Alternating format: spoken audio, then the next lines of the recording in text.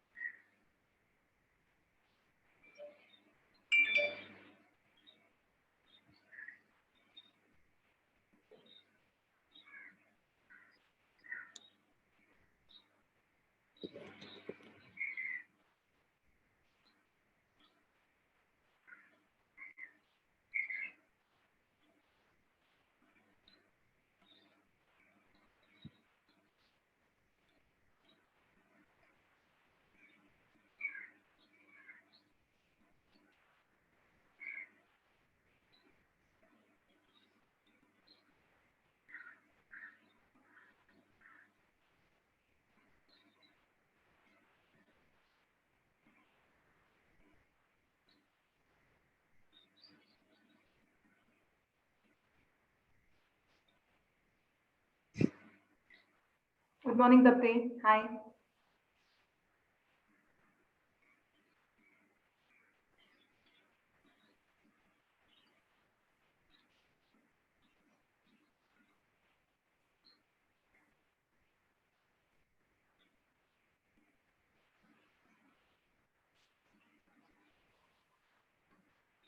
Let's give another 10 minutes before we start. Okay. The YouTube live streaming is on, so if some of you are more comfortable with that for logistical reasons, we have already started the live streaming. The link has been posted on both my Facebook and I've tagged some of you. So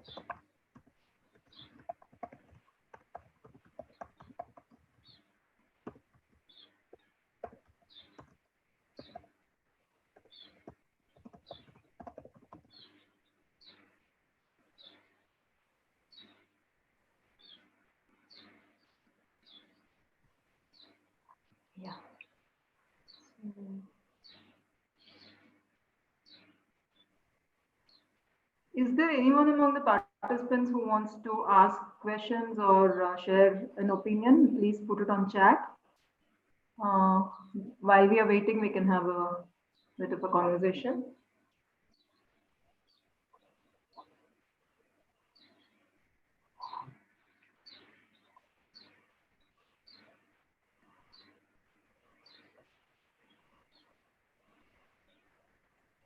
Ah, yes, Notishi is here, which means all our speakers are in today.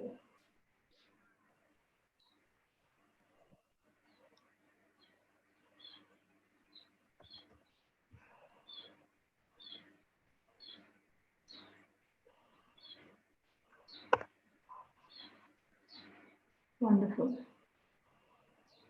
We had a very good feedback about yesterday's program because I think the few people who are in the field, it's not easy to get these kind of talks.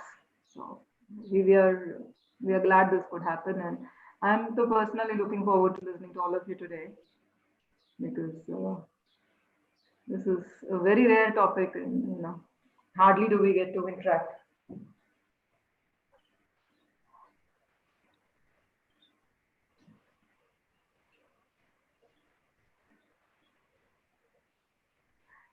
Let's give another 5 minutes and we'll start with the introductions. Give me another 5 minutes, please.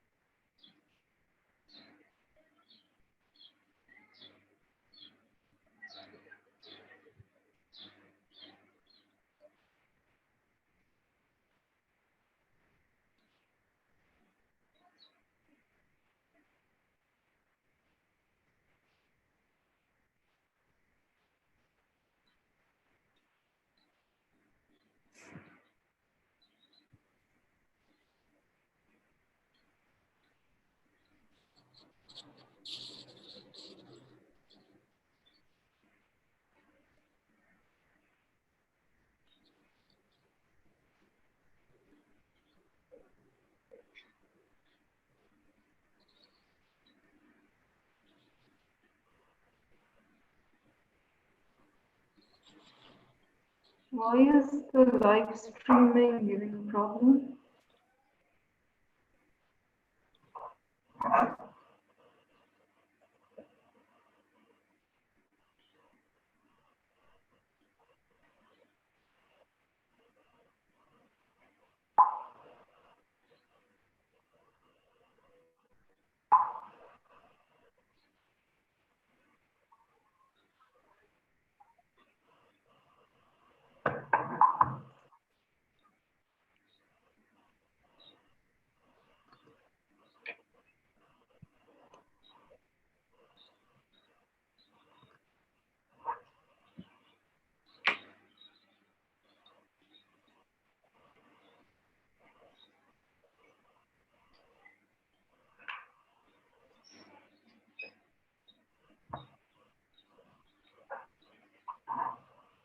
Ma'am, so what are you doing nowadays? What's your latest artwork? Uh, You want me to show something? Oh, please. I mean, we are waiting for 10 o'clock, so why not? That Well, would be. I have here my dokra piece I can show you. Can you see this? You made it? Yes, Oh, uh, wow. This is what metal casting. metal casting. Yes, we had a workshop at the Chalchitra Academy, Okay. and the metal casting was done by the experts. Uh, We did the wax model. okay. So I made the wax doll, and all of us made our wax models, and then the artisans from the villages they did the rest of the work. So finally, we got this metal piece. Oh, that's so pretty. That's so So pretty, really. there's Oh, another one of a footballer. It's not in this room. So okay. A footballer, right? Even that was. So you sketch and then make the model, right? Because you are no, very good. no, it was just on the spot. We had a workshop, and they gave us wax and said, "Make what you like." Wow, that's impressive. That's super impressive. No, I really would wanted my students who are currently attending this to listen to this part because somehow there is this misconception that to be a serious academic you somehow have to stop your artistic capabilities. And we have all kinds of workshops on tribal art, or rather folk art, I should say. Okay.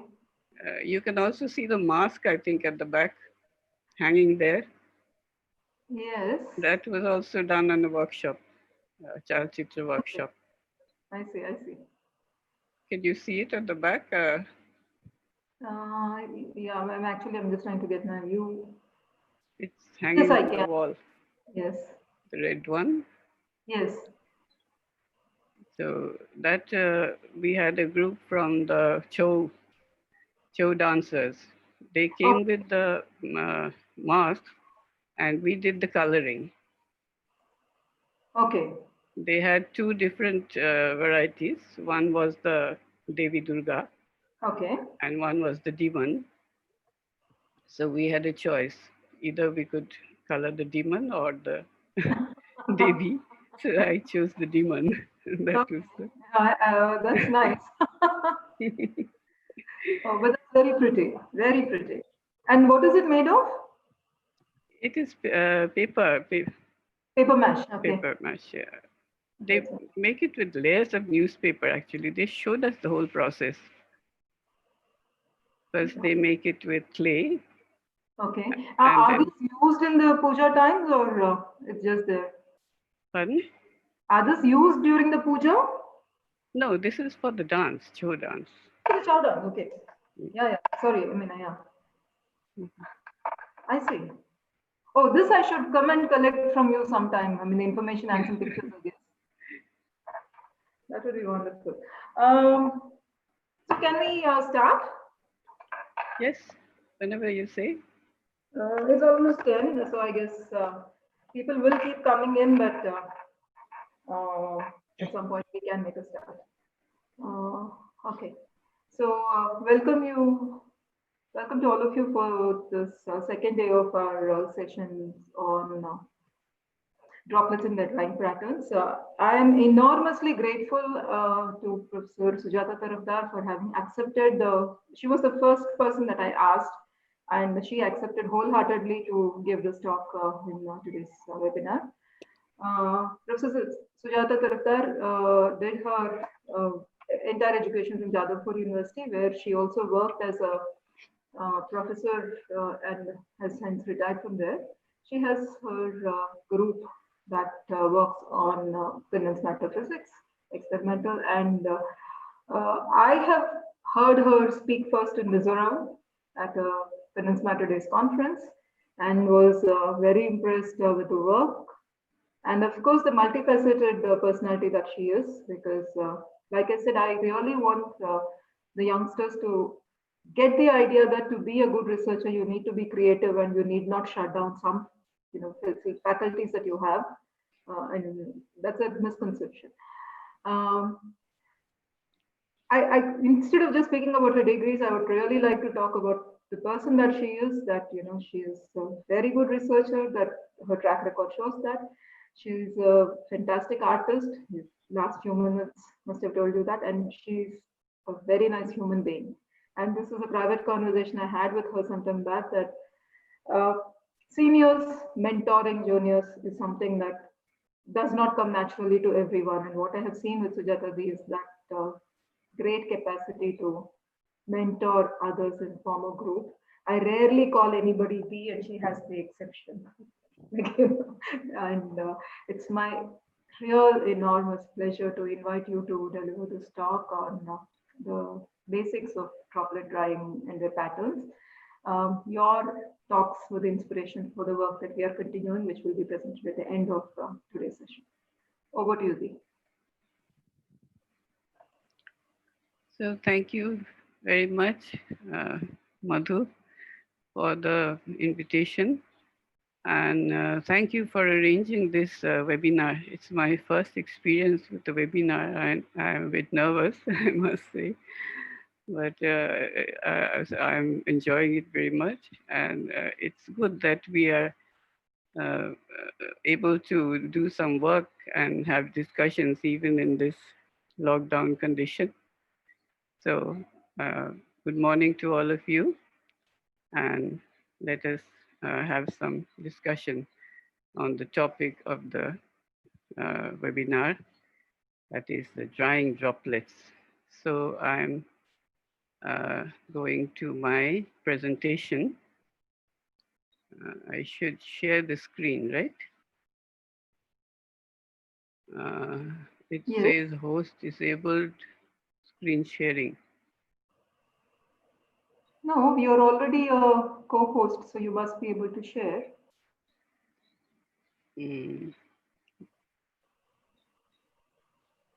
But okay, let's see now. Yeah. Yes. No, it's okay, I think. So I have to go to slide Play. play, slideshow. Yes. Wonderful. So I can minimize this, I think. It's fine for us. Okay.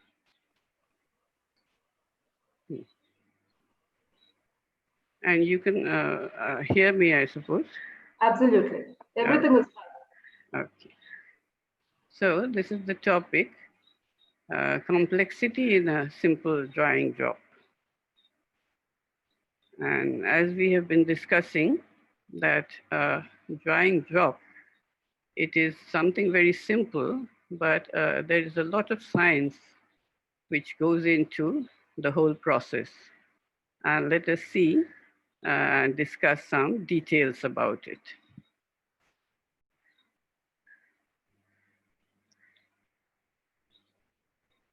Why is it not?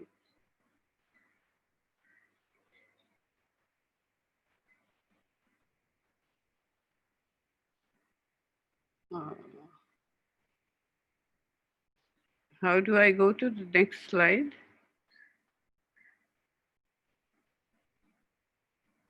Maybe just try a page down or a down arrow or something. Page down is not working. Or scroll down.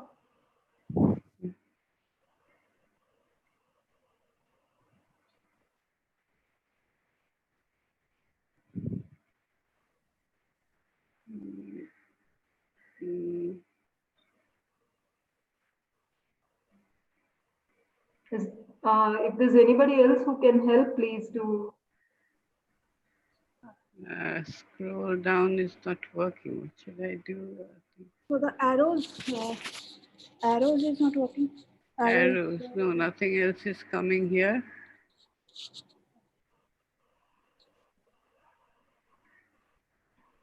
Pause share. Can you try a space bar or a right arrow? That's a suggestion. Right arrow. You have to click on the window and then maybe try the space bar. Can you click Uh, on? should I go to resume? No. Yeah, please.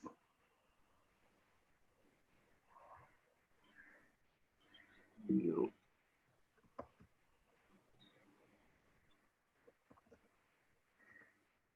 Remove to bottom.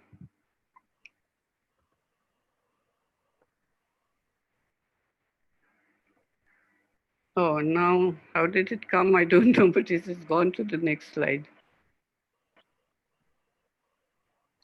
Okay, so my co-workers to Motushi and Tapoti, they are here and they're going to speak. And I many, I don't know. I'm not seeing anything like. Yeah, I'm not seeing the next slide either. you are not seeing it? No. No. No? Oh dear.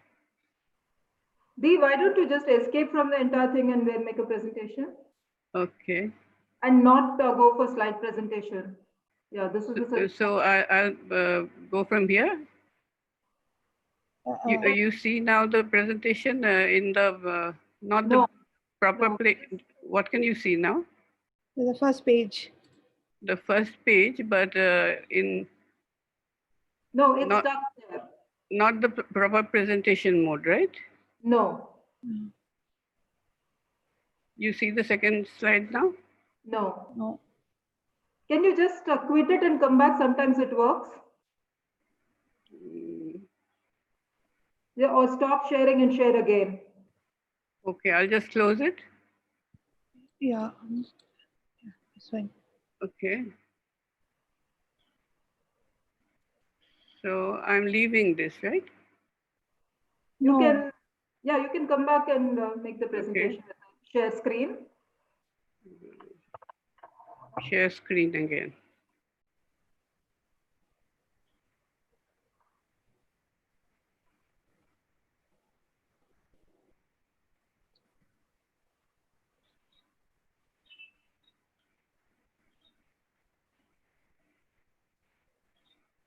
Can you see this, my Yeah. screen now? Yes, Yes. yes, yes, perfect. You see the second slide? Yes, we do. Okay. We can just continue on this. Yeah. Now you see the first one. Yes, Shall I continue like this without going into presentation mode? I think so. Huh? That's better. Yes. Okay. Okay. So my co-workers are Motushi and Tapoti, and there are many others who have also worked on this. And so, should I try the full screen? Ma'am, try play. Play, Play. Ma'am, the button is just at the play toolbar only. slideshow.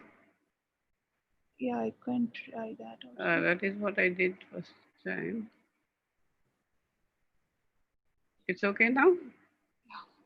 Can you see the cursor? Yeah. Okay. So we are thinking of some very familiar words, like words we learn in school actually. Like when we define a liquid, we say something which takes the shape of the containing vessel, right? It is defined in that way. And but when we say drop, that is also a liquid. It is a small portion, a little portion of a liquid, but a drop is a liquid uh, with some typical shape, something which looks like this. Now, the drop has, therefore, a typical size. Now, how do we, what should be the size of the sample that it should behave like this drop? The size is given by something which comes from the competition between surface tension and gravity. And that is defined by a parameter which is called the capillary length. It is given by the square root of surface tension divided by the weight of the sample. Weight means here the rho g. density times the acceleration due to gravity. And you get a quantity here, which will have the dimension of length.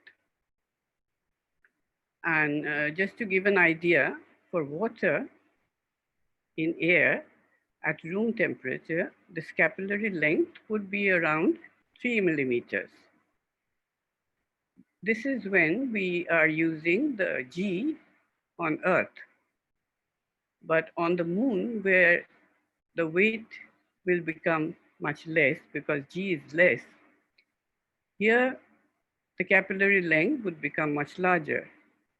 And it would become around 6.7 millimeters. So this gives some idea of when we get a sample of liquid which behaves like a drop. And another term which is used is a droplet. That is a drop, but it is even smaller. And usually the diameter of droplet is defined around to be around 1 to 50 micrometers. The diameter of a drop in this case is taken to be around 0.5 millimeters. So there is a lot of difference between the sizes of these two. These are just orders of magnitude to give an idea. Now everything is visible, right? Yes, ma'am. Okay. Our interest is how does a droplet dry? Now, what I'm going to say, some of this has already been discussed in the talk yesterday, but some things will maybe a repetition, but I hope that will be okay. So when we say a droplet, we can think of droplets in different configurations. As shown here, we can think of a sessile droplet or a pendant droplet. The sessile droplet is a droplet which is sitting on a horizontal surface like this, and the pendant droplet is hanging below the horizontal surface like this one. And the surface may not be horizontal. It can be vertical like this, or it can be slanting. And in that case, the droplet will not be symmetric. It will have an asymmetric shape. And we can even think of a droplet which is not in contact with any solid surface. It may be suspended or hanging in space.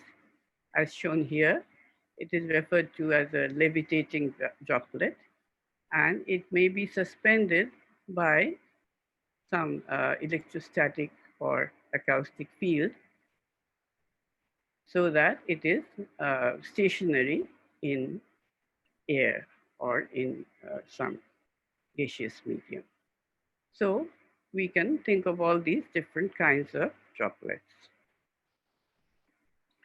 Now, why does the drop dry differently from bulk liquid? And that is because of the characteristic shape of the droplet. The fluid in bulk evaporates uniformly from the upper surface. Suppose we have a fluid here in a large container like this. The surface will be horizontal, flat, like this, and evaporation will take place from the upper surface uniformly. But for the droplet, the story will be quite different because the surface is not flat, as we have just seen. But why are people interested in the drying drops? Because as you can see here, you can get such a wonderful variety of uh, patterns when the drops dry, depending on what is drying and how it is drying. When the dry drop dries, it leaves some characteristic stains or patterns. Now, the patterns may sometimes be troublesome. They may cause difficulties for us, or in some cases, they may be useful. They can be used for some purpose. And I'm sure you will agree that they often look very beautiful, as you can see here. All these come from different sources. They are given here. The first two are sodium chloride, dried crystals dried in gelatin droplet. This is Motushi's work. You can see the large crystals here, and in between these large crystals, if these portions are magnified, you get these very beautiful patterns. These are the dendritic patterns. And this one is lysozyme crystals. References are to be found in this, this paper, this review article. And here also you have some very interesting branched growth. And a portion of this, when it is magnified, it looks like this here, a very interesting tree type of fractal type of pattern. And in the last one, these are dendritic crystals of sodium sulfate. And here, these trees, they are actually growing out of the droplet. The droplet is here, this smaller central circle. This is the droplet, and the trees have grown out of this. So you have all kinds of interesting things from the study of droplets. Now let us look at the drying mechanism of a sessile drop, the first example that we took, where the droplet is drying on a horizontal surface. The drying depends on how the liquid spreads on the solid surface. So let us consider a sessile drop of a pure liquid. It may be non-spreading. This was also discussed yesterday. It may be the angle of contact between the liquid and the solid substrate. It may be very large. In that case, obtuse angle, very large obtuse angle. In that case, we say it is non-spreading. If it is water-like, we say it is hydrophobic. And if it is a small angle, small acute angle, then it is referred to as hydrophilic. And the fluid is forming a spherical cap, and it meets the surface in a circle. So where the fluid meets the solid, you have a circular contact line, which is referred to as the TPCL, the triple phase contact line, because the three phases, solid, liquid, and gas, they meet here. So, and all this follows Young's law, as you all know. The Young's law gives the balance of the forces, the surface tension, and the components of the surface tension. They balance out following this law, and this is the angle of contact. Now, when there is evaporation, evaporation can take place in two ways. The TPCL can either be pinned. That means the TPCL can maintain a constant radius. In that case, what will happen is that the angle of contact will change, or the angle of contact can remain constant, and the TPCL can shrink. So these are the two different ways in which drawing can take place. Here you see that the angle of contact is constant. The radius of the TPCL is shrinking, but here the TPCL is pinned. That means it maintains a constant radius, but the angle of contact is continuously going down. Now, if we were so far talking of a pure liquid. Now, if the evaporating liquid contains inclusions, some they may be soluble or insoluble, but some solid inclusion. So when the fluid, when the liquid is evaporating, what is going to happen to the solid component? Now, uh, quite a long time back in 2000, this famous work by Digan was published. And Digan pointed out when a drop of coffee spills and dries, you see a ring-like stain. Instead of a uniform brown patch, you see a ring-like stain, which uh, as if the coffee particles have collected at the border of the drop instead of drying uniformly all along the drop. And that came to be known as the famous coffee stain effect. Now, this was also discussed yesterday in yesterday's talk. I'm not going into details of this, but a qualitative argument can be given. This is also in Digan's paper. It can be simply argued in this way that the probability of escape, suppose this is the outline of the droplet, the probability of escape from this droplet of a molecule of the liquid depends upon the point of departure from where the particle is escaping. If the escaping molecules uh, does a random walk in the surrounding air, it always has a probability of getting reabsorbed.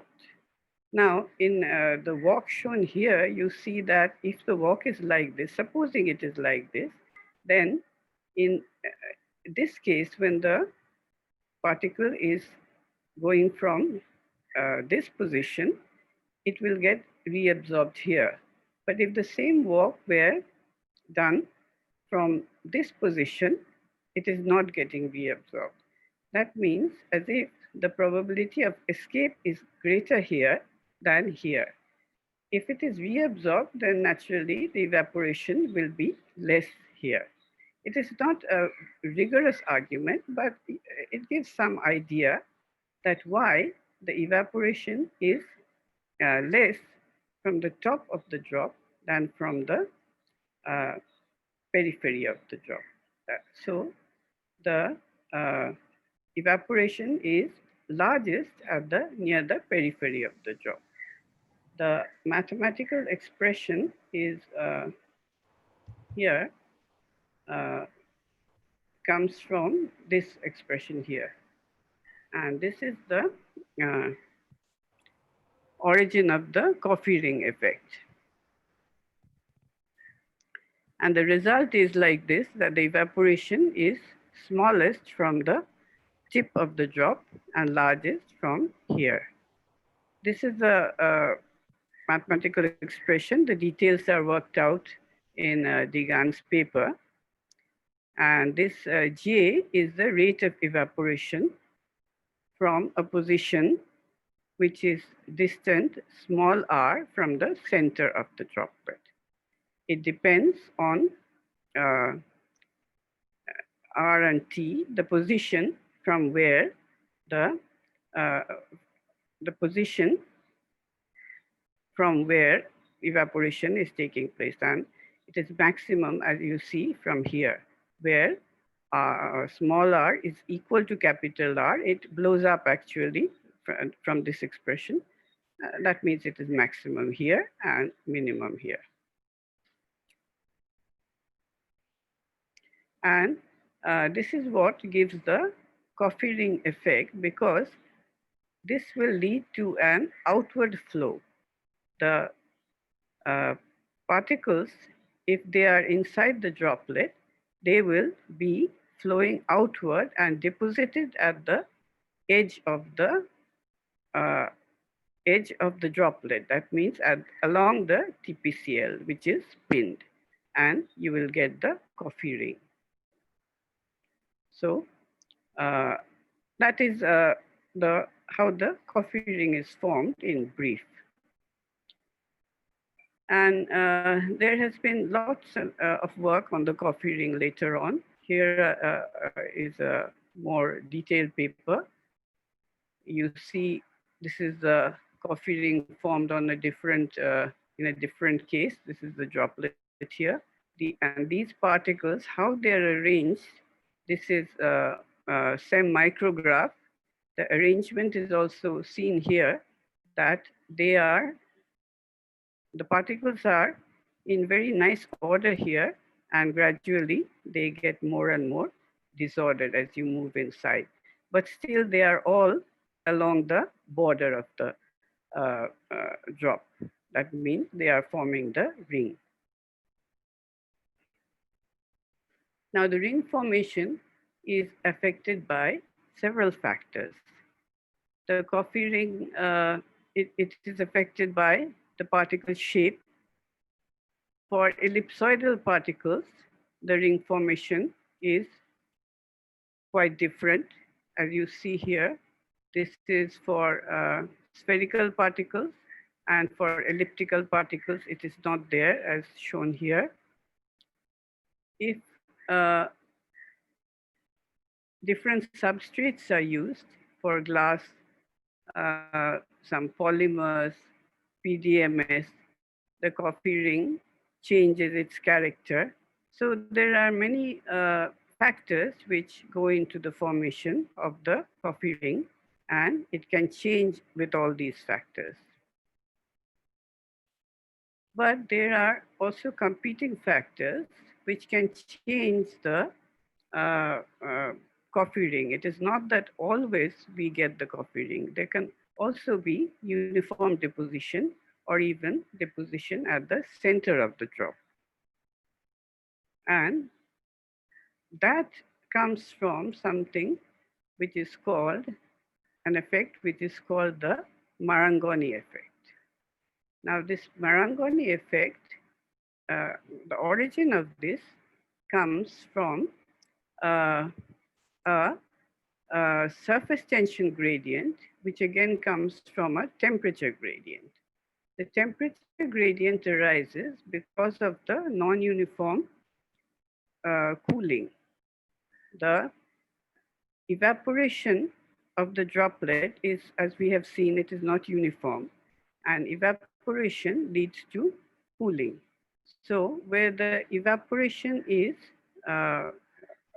more, the cooling is more, and so a temperature gradient is set up like this in this direction.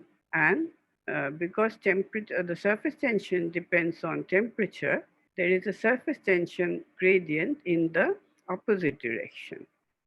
Now the surface tension gradient again drives the flow of the fluid, because the fluid tries to tries to flow in the direction of the surface tension gradient, from low surface tension to high surface tension. So it flows in a direction like this. And this you can see is in the direction opposite to the direction which will give rise to the coffee ring effect. So the Marangoni effect is opposing the effect of the coffee ring. And uh, the competition between the two is going to decide what will dominate. So what you are going to get finally. And there are also other effects. There is also a concentration gradient setup, and that is a third player in the game. And there are also ambient conditions which have their effect. And as we already discussed, the shape and size of the particles, the the materials which make the particles or the fluids, and so many factors which have to be taken into account, which give the final effect. So the problem is really complicated. What you are going to get finally, what you are going to see finally, and that is what makes it so interesting and so complex. I'm going to show some more pictures. These works are Motoshi's early works, and she got some very nice patterns, as you shall see. And these were obtained with a starch and a gelatin in the fluid. So the suspending fluid here is quite complex, and the suspended material is common salt.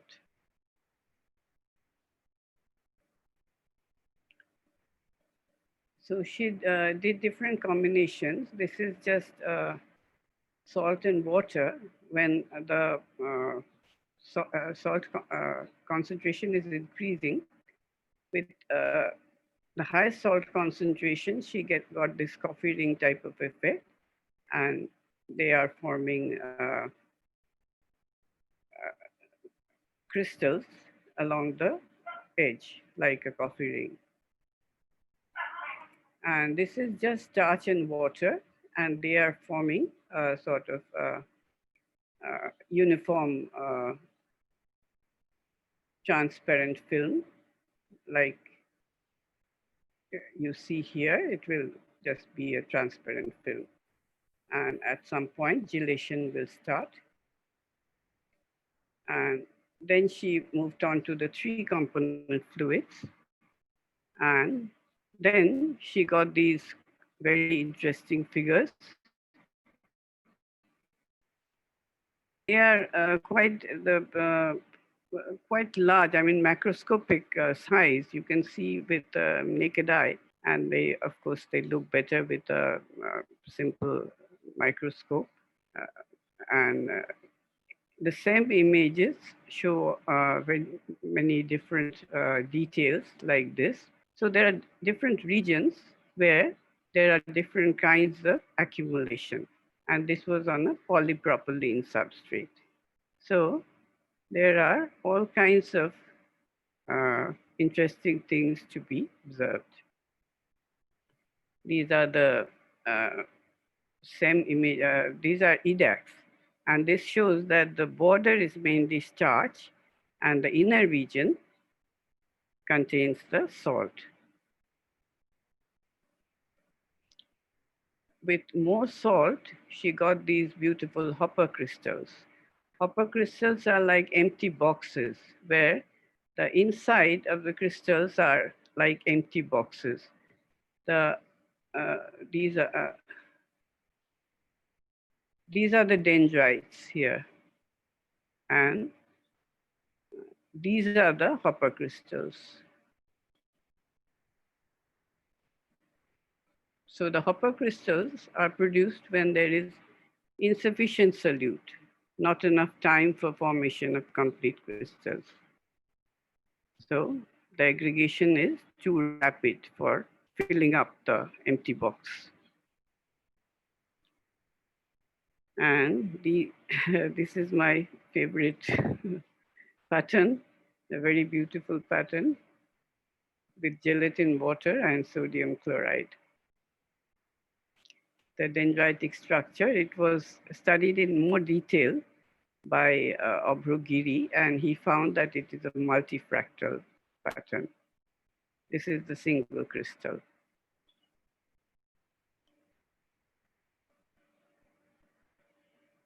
Madhu, how much time do I have? Another 5-10 minutes. I mean, we would like to take some questions, so maybe 5 minutes. 5 minutes. Yeah. Some more pictures. These are proteins, just to show the variety. This is evaporation of acoustically levitated drops.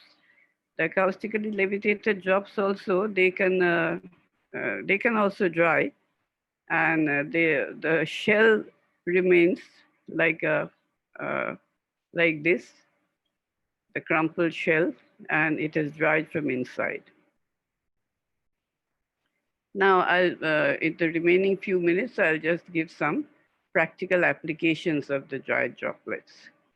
So, the coffee ring, the pros and cons of the coffee ring. Now, the coffee ring should be has to be avoided in some cases when a uniform dry drop or film is needed. Naturally, coffee ring effect is a hindrance. For example, in inkjet printing, the drops should be, we would want the drop to dry uniformly.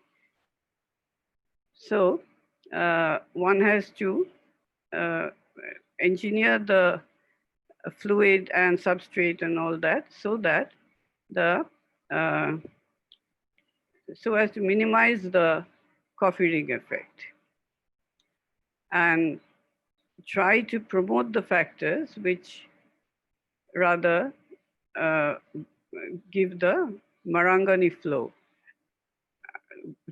so as to compete over the coffee ring. But interestingly, the coffee ring effect can be put to good use. And this was done in a very clever way by Shlomo Magdasi's group. I was present at a talk he gave in North Bengal University. He said that I decided to put coffee ring to some use. And he used the coffee ring to make transparent conductors.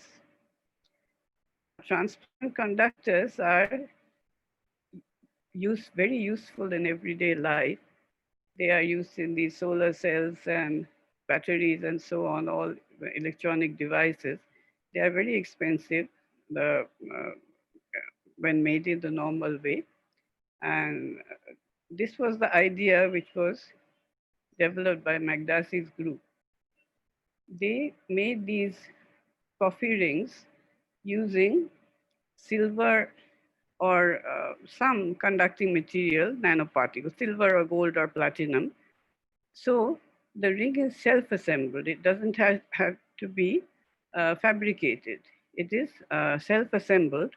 And he made series of rings like this. And if the series of rings are printed on repeatedly on top of the other, one can get a connected series of these coffee rings, which are made not of coffee, but of some conducting material. If they are done on a transparent background, like say glass or some polymer material, which can even be flexible, then you have got a, a, a, a, a conducting network printed onto some transparent material, which can be very, very useful. Now, the coffee ring is so very thin that it is invisible to the eye. You can see right through it. You won't know that it is there. But because it is there, the sheath has become conducting. And it is actually being used in electronic devices. So that is a very nice application of the coffee ring effect. This is a rather old reference. You can look up more recent references. And the medical diagnostic uses was mentioned yesterday. This is the blood drops. I'm not going to repeat that. They show different patterns. for patients with different diseases. And in that way, the dry droplets can be used for diagnosis. And it is not only blood, it is other body fluids can also be used. These are teardrops and amniotic fluids and urine and saliva. They all bear signatures of different diseases. And well, I thought, why not use the beauty of the patterns for some aesthetic use? Using, I'm interested in some artwork also. So I designed these uh, a collection of some mm, some objects where made use of some patterns which we obtained from our study of the dry droplets. So that is another possible use one can think of. And that is about all. So thank you very much. Thank you very much, Professor Sujata. This has been Yeah, some references. This is a video taken by Motushi. I'm not trying to give the link because it goes onto YouTube and doesn't come back. But you can try to look. It's very interesting. And these maybe are, you can type the link in the chat box so that we can see, or Motoshi can help us with that. yes, I think so. That would be nice. And these are mainly review articles and the book by Ruti. Thank you very much. These are members of our group, some of them. Thank you very much, Thank you Sujata. all. This has been a pleasure to listen to you because it rarely do we get a talk on the fundamentals. Uh, as of now, Professor Sujata, can I request you to stop sharing your screen so that we can have you Yes, back? yes.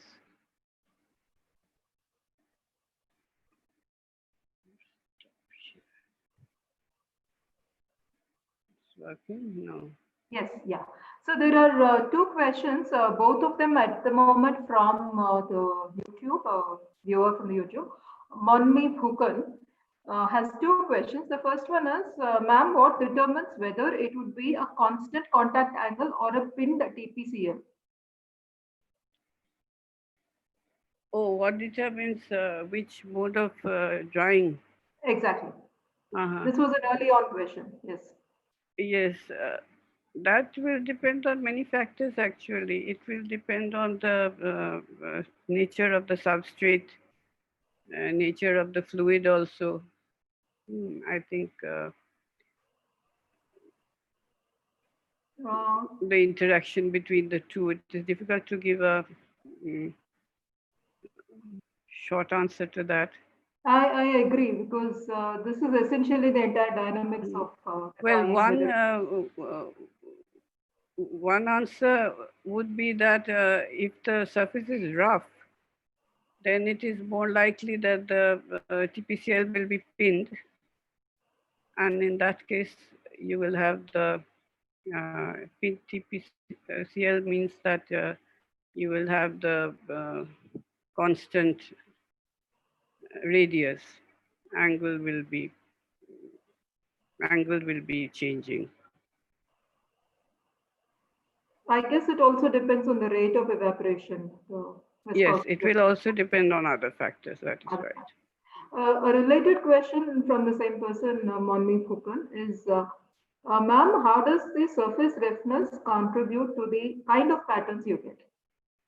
How does the Surface roughness surface roughness? Yes. contribute to the kind of patterns that you get?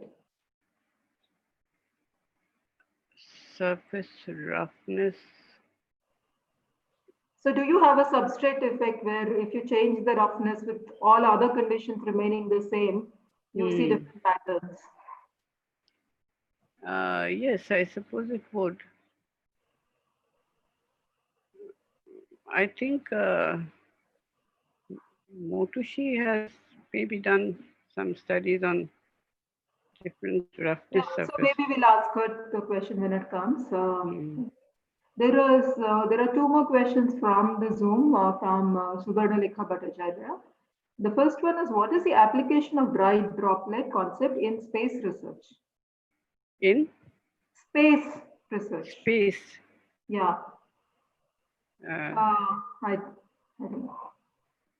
in space research, well,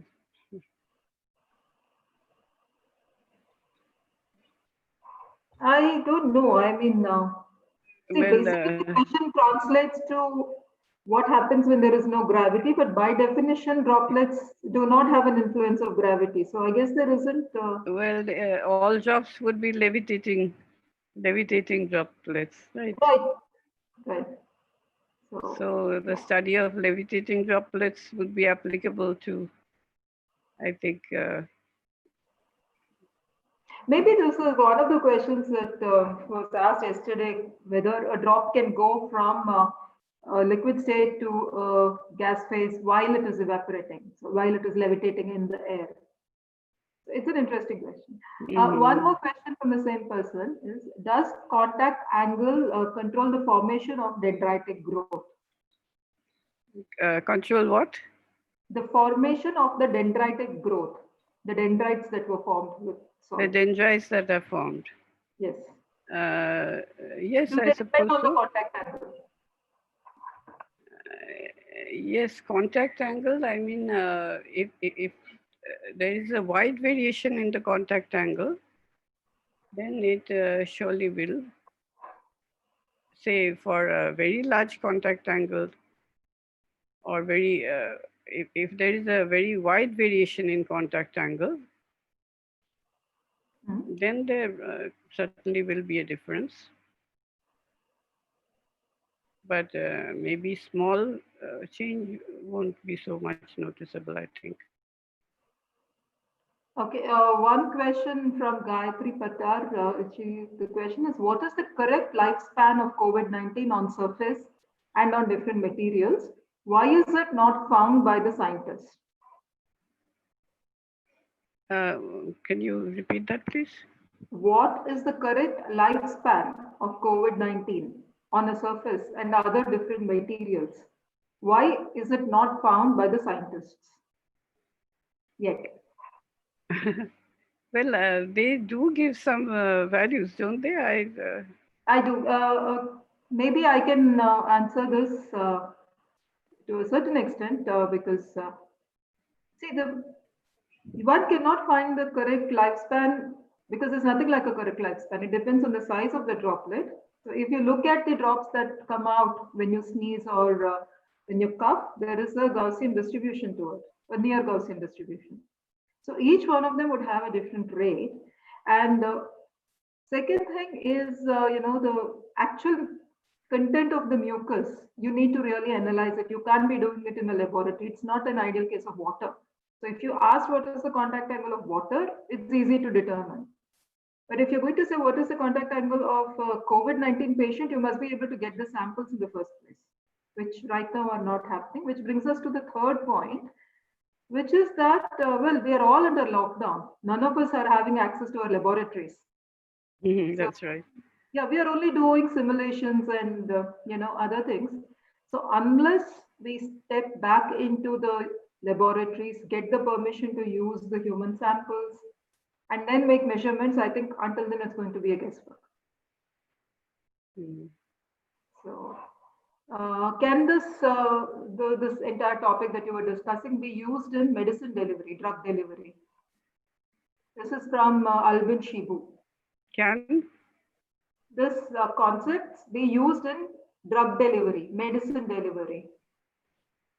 can what be used? Whatever you have spoken about, drops, drying drops. Drops. Yes.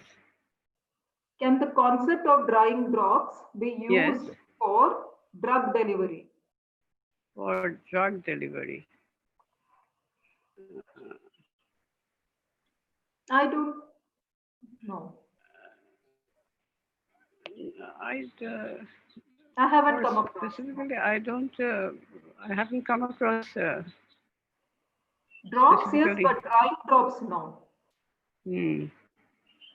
Motushi was saying something about there are no drying options in space, and yes, you can use it in microfluidic.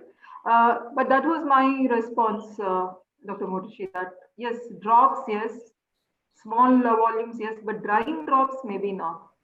Unless you want to Yes. come in, you can always answer if you feel like. It's something like that. If I use that, not microfluidic devices, but the patterns, you can use always the patterns to diagnose different diseases. So that is the main motivation nowadays for our work. That we're trying to find or giving collecting the database base of drying drops, the patterns of drying drops. Yes, that is right. Rather than drug delivery, the character of the pattern for diagnosis, the emphasis is there. Absolutely, that is true. And Srinivasa Vargarajan, who works in biophysics, biomedical physics, has this comment that I'm not sure if drying patterns would help in design of drugs. The entire human body is wet within quotes, and hence drug absorption depends completely on different physics and chemistry. But diagnostic, yes, there is a lot that is done through the drying droplets. Saptashri Das. What are the future application areas of droplet drying for body fluids like blood, CSF, or saliva? Can it be used for diagnosis from these crystal patterns on bulk scale, since characterization might be too expensive? Basically, can you use droplet drying for disease diagnosis? Yes, it is being used. I think basic. I mean, some basic work is there, but I think it has to be improved a lot. That's right. That's right. Basically, Shoptashi is our collaborator nowadays. Okay. Mm. So I have already discussed something like that with him. That maybe. Yeah, but that's true. This is an important question because the use of blood droplet drying for, especially in cancer diagnosis, Yeah. we ourselves did a few preliminary runs, and although we didn't take it forward, is that the drying pattern of somebody with breast cancer and without breast cancer is very different, and that was very visible to the naked eye. But of course, this is in a slightly later stage. But like Professor Sujata was saying, this needs much more work and to be benchmarked. I guess we have no more questions. So thank you very much, Professor Sujata, for this wonderful, truly wonderful introduction to droplets and their drying patterns. I'm sure you have set the platform for the rest of the talks that are to come. Thank you very much. Thank you. I now invite our next speaker, Dr. Tapti Datta, who is the Dean of Science and the Research Coordinator at St. Xavier's College, Kolkata. She has a very illustrious career, has about over 80 publications and has co-authored 2 books in the broad field of condensed matter physics, has guided 7 PhDs and 5 ongoing. Is a member of many societies, including the Condensed Matter Physics Research Center at Jadavpur University and the Indian Society of Nonlinear Analysis. Her current research interests, among many, are the pattern formation, crack patterns in desiccating clays, viscous fingering pattern formation, etc. Her biodata is quite extensive. I think I will let her talk speak for itself. I now invite Dr. Tapti Datta to give her talk. Thank you very much, Madhurima, and a very warm good morning to all of you. Um, Just before we proceed, are you visible to the rest of them, because I don't seem to see you? I wouldn't know. Somebody has to say. Yes, I can see you. Am I visible?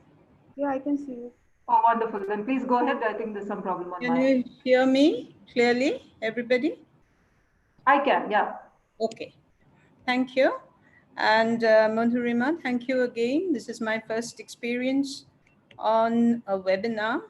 And as Srijatadi said, like all of you, I'm also very tentative about whether everything. Tapodati, you are not audible. Yeah. Can you hear me now? Hello? Yes, yes, yes. Okay. So I was just thanking Madhurima for giving me this opportunity to my first webinar. And so I will share my screen and start on the topic.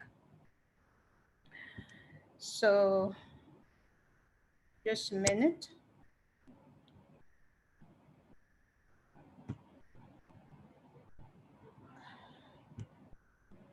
So can you see the screen, all of you? Can somebody Yeah, just... perfect, perfect. Okay. So my topic is the statistical modeling of drying droplets. So as you've heard from the previous talks that the droplet drying mechanisms leave their signature on the dry residue pattern. So it is from this point that I shall try to model droplet drying, and that is through salt crystallization patterns left as residues when droplets of salt solutions are allowed to dry. As an example, to demonstrate how the modeling may be done, I shall choose two experiments that have been performed in our laboratory. So the role of gels in formation of crystal growth has been long known. A very good literature is available here, though it is old. A drying droplet containing a gel is a system that shows very interesting behavior for the simple reason that the gel inhibits convection during drying. So results are more complex than the coffee stain. These pictures here are some of the residues that we have obtained by drying droplets where the solvent was essentially a gel. So this here is sodium chloride in aqueous gelatin. After it dried, you got a pattern like this. This is a picture of sodium chloride droplet in potato starch gel. This lovely leaf-like pattern is basically a stem of a tiny portion of the crystal here. So when you do the stem, then you see that it is really looking like this. And this again is another experiment which had sodium sulfate in aqueous gelatin. So if you see, the patterns are quite different. Now, where is the complexity? You've heard enough, but a quick recapitulation. The complexity arises from the sessile shape of a droplet, as this is responsible for the intriguing fluid flow that is set up in the droplet during evaporation. A whole lot of gradients are set up because of this sessile shape. First of all is the evaporation flux gradient, and you've heard everybody speak of it, whereby the evaporation flux is the greatest at the triple phase contact line, and it decreases till it is the least near the central axis of the droplet. Then you get gradients of temperature. That's because if evaporation is highest here, it takes its latent heat of evaporation from the system, whereby greater cooling occurs here than here. So you have a temperature gradient.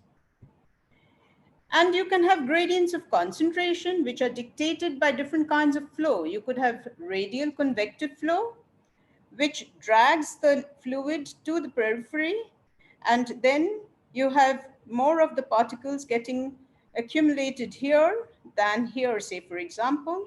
And this causes a concentration gradient of this nature. However, you can also have a concentration gradient where it is highest here at the axis of the droplet, central axis, than near the periphery. And that can be caused by a Marangoni flow, which can drag the fluid from the triple contact line towards the central axis, carrying along with it the suspended particles. And as Shujatadi and others have said, that surface tension gradients can be set up simply because there are concentration gradients and or temperature gradients. So it is all these gradients which play a role and determine aggregation of the particles that are suspended or dissolved in the solvent. Other factors that determine aggregation is the flow competition. You can have convective flow due to the greatest evaporation from here, which this is a cartoon of it, which will drag the particles to the periphery, triple line of contact. You can have diffusive flow. Wherever there is an accumulation of particles, there will be diffusion of the particles. There can be Marangoni flow. Marangoni flows are essentially set up due to surface tension gradients, and you can have solutal Marangoni flow, which is due to concentration gradients, or you can have thermal Marangoni flows due to temperature gradients. Presence of salts can affect the aggregation process, particle shape, size, electrostatic interactions, which can be particle-particle or particle-substrate, and that is summed up in the DLVO force, which contains two factors: the Coulombic interaction, electrostatic interaction, and the van der Waals forces. So, as I said, we'll be discussing two experiments as an example, and before I can go into modeling proper, I will take each experiment and give you very briefly what we observe. Unless we know what we observe, we cannot model. So experiment 1 had sodium chloride in aqueous gelatin like this, and 0.5 ml drops were deposited on glass slide. Salt concentration and relative humidity were varied, and the residues studied. This slide was shown also by Shujatadi, and basically this is what the dried droplet looks like as in the totality. So what you see is big cubic crystals like this, which when zoomed look like this. So these are, as Shujatadi mentioned in her previous talk, are Hopper crystals, which are basically hollow inside. And that happens because growth along the facets of the cube occur much faster than diffusion can occur inside the hollow cube to fill it up. So you have hollow cubic crystals like this. And if you zoom what appears like pretty plain to the naked eye, you see these beautiful dendritic patterns, which are multifractal. And these experiments are reported in this paper by Motoshi, and the multifractal analysis of the pattern is reported in this particular paper. Now, I will just show you a brief video of what this actual drying process looks like. So if you notice, this is a particular Hopper crystal which starts growing fatter at the sides. These are the facets. And around here, you will see that there is enough solvent where you can see that they are swimming here towards the facets and coming and depositing their salt content here. But in this particular region, you see dendrite growth is taking place from the facet ends. And here you see the droplets are all isolated. The solvent is all isolated.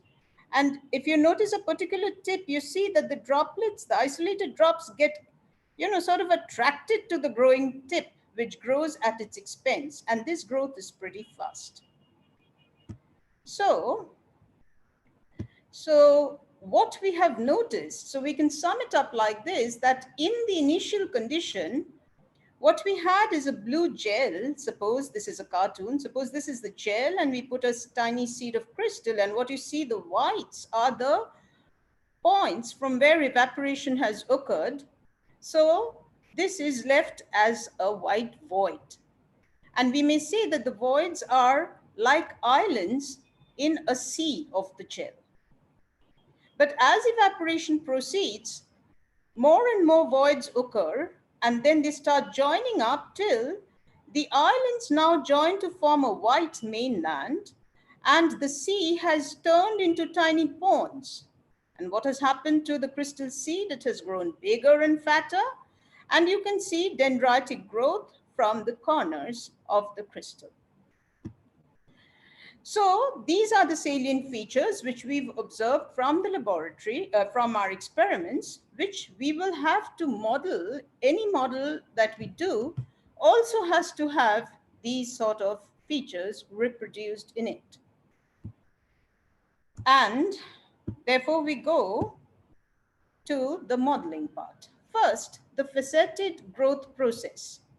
What we do is we place a square grid in a circular boundary to mimic the circular droplet shape. This is a 2D modeling. And each square is labeled either as a crystal site when it is showed as green in the cartoon, or a gel site which is showed as blue in the cartoon. And if the gel has evaporated, then we mark it as white. Next, we have to put a certain concentration of salt in the gel. So let us say that the gel sites have some salt concentration which is less than 1. And if crystallization has taken place, we set the concentration value as 1. If there is evaporation and a void is formed, then the concentration at that site is set as 0. Initial condition has all the gel sites, all the sites in the circular grid are gel sites with a tiny crystal site which will act as a seed to crystallization. Crystallization can occur only at nearest neighbors like this. This is a nearest neighbor to this green site, or to the next nearest neighbor, which will be a corner site to this particular site. So we allow the crystal growth to happen only at nearest neighbors or next nearest neighbors. Now, for the change over from a gel to a crystal site, we use a probability. This is the probability. And this change in energy is a function basically of the energy changes that happen due to the creation of new surfaces at the cost of old surfaces. So if nx and ny are the number of crystal interfaces bounding a probable growth site, and Ex and Ey here are the surface energies corresponding to the X direction and to the Y direction, say. You can keep Ex and Ey different if you want, if your crystal growth has some kind of anisotropy in its growth properties. However, for our simulation, we had kept Ex is equal to Ey, that is isotropic growth in all directions. Delta mu here is the chemical change, chemical potential change, chemical potential that occurs due to the crystallization process. So what happens then? We run this process for different time steps. And this is the sea of gel. Evaporation has occurred with a certain probability and it has become a void. Now, if you have a void and evaporation has occurred from a site which is surrounded by a gel, then the solvent evaporates, but the salt that was dissolved here is redistributed to the surrounding gel sites, and the concentration in all the connected gel sites is then updated. However, as evaporation proceeds, you have more and more voids, and you can have, if there is an isolated gel which happens to evaporate, then as it cannot redistribute the salt to anybody around it, the salt deposits here in the amorphous state. And at every time step, what we do is we also count the number of void clusters which are surrounded by gel and call it, let's say, NV at any time t. And simultaneously, we count also how many clusters of gel are there which are completely surrounded by void. And let us call that NG at any time t. And from that, at every time step, you can calculate a topological parameter which is called the Euler number, and that is given by this equation here. Now, what we did was, now I'll just help you to recall what we had seen in the video, that when the faceted growth was occurring, the crystal site was surrounded by the solvent still. So the salt was able to diffuse through the gel and come and connect, on the crystal site. But when dendritic growth happened, the faceted growth stopped at that time. There was a changeover from the faceted growth to the dendritic growth. And in the experiment, we noticed that at that moment, the crystal side did not have any connection to the sea of gel, so that it was cut off. So there was no question of diffusion. This was noticed experimentally. Now, when we were plotting the Euler number with time at every time step, we saw that at the point where the Euler number reached a minimum value, that was corresponded to the point when the crystal site was completely cut off from the gel. That means diffusion could not occur anymore. So then what can be the reason for dendritic growth? So for that, we modeled it through electrostatic forces of attraction. So this is, say, our crystal growth site. And here you have a gel which is not physically connected. So the solute here will be attracted to the crystal growth point and attach itself with a probability which we call P electrostatic. And we say that it is directly proportional to the concentration difference between a gel site and the nearest, let's say, the crystal growth point. It has an inverse relationship to the distance separating between the two. That means shorter is the distance, greater is the probability of attachment. And this S is the number of interfaces. So different crystals have showed that, for some crystalline growth processes, the crystal tends to grow where the number of, on the site where the face number of interfaces is less. And here there are some, and it all depends upon the surface energy. It's a competition of energies, crystal surface energies, which determine, and the characteristic of the salt, which will determine where it will want to attach. So the number of interfaces should come into the probability, and that is S, and we've purposely kept a parameter here to tune it for different kinds of crystal growth that we may see. And of course, I forgot to say, so that when the crystal grows and it reaches, so when the crystal grows, the gel becomes of concentration 1, that concentration becomes 1. And so in this way, if you see that the concentration is reaching a critical value, which is very close to 1, we change it into the crystal site and make it 1 and redistribute. The concentration has to be conserved. So the salt is redistributed in the remaining portion of the gel, or it gets deposited in the nearest sites.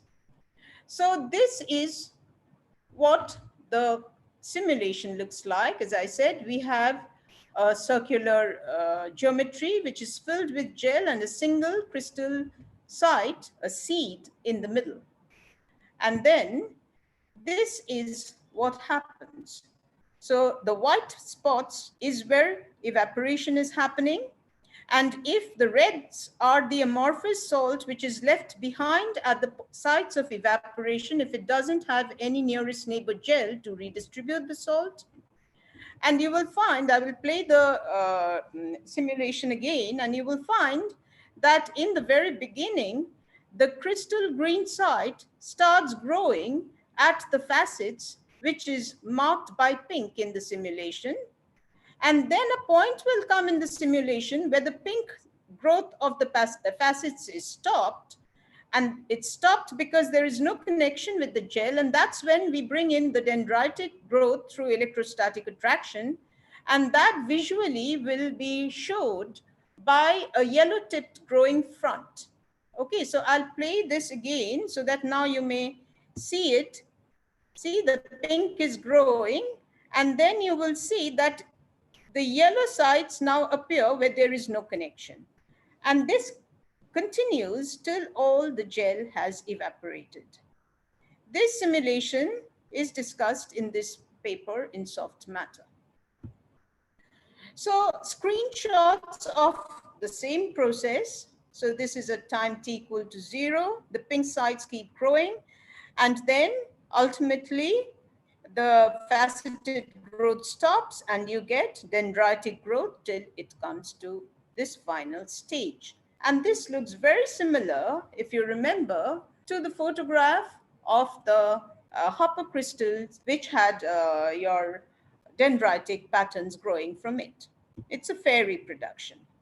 And if we plot the Euler number versus our time steps, the starting point looks like this, where the Euler number is defined by this expression here. This has this value. And then the Euler number reaches a maximum. And this corresponds, we were counting, mind you, the NV and NG. And this corresponds to where the sea of gel first creates one bond. Okay, so it first gets divided to form two basic clusters of gel. And then there is a flexure here.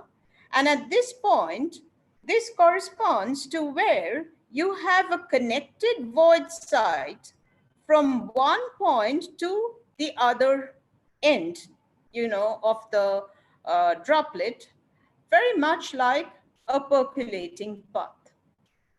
And if you continue further, then you see that the Euler number reaches a minimum. And if you really zoom up this, you will find that there is no connection between the crystal growth and the gel surrounding it. That means there is no way diffusion can happen.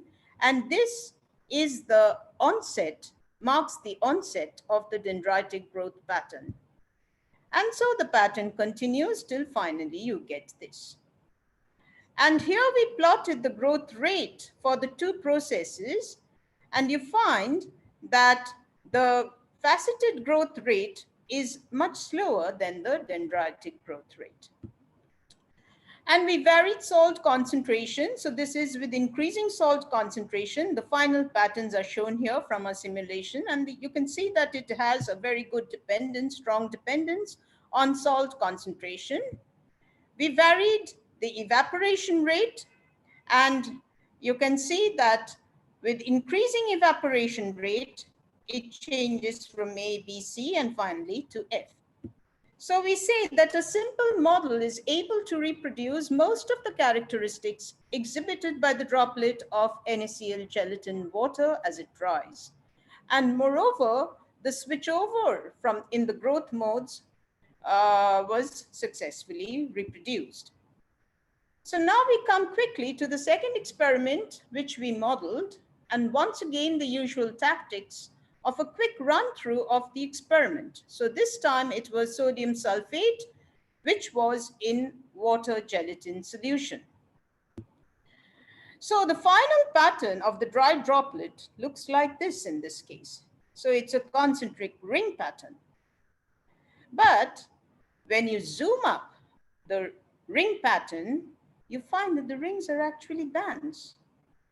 And what we mean by bands are that there are very many concentric rings which, when seen by the naked eye, look like a fat ring.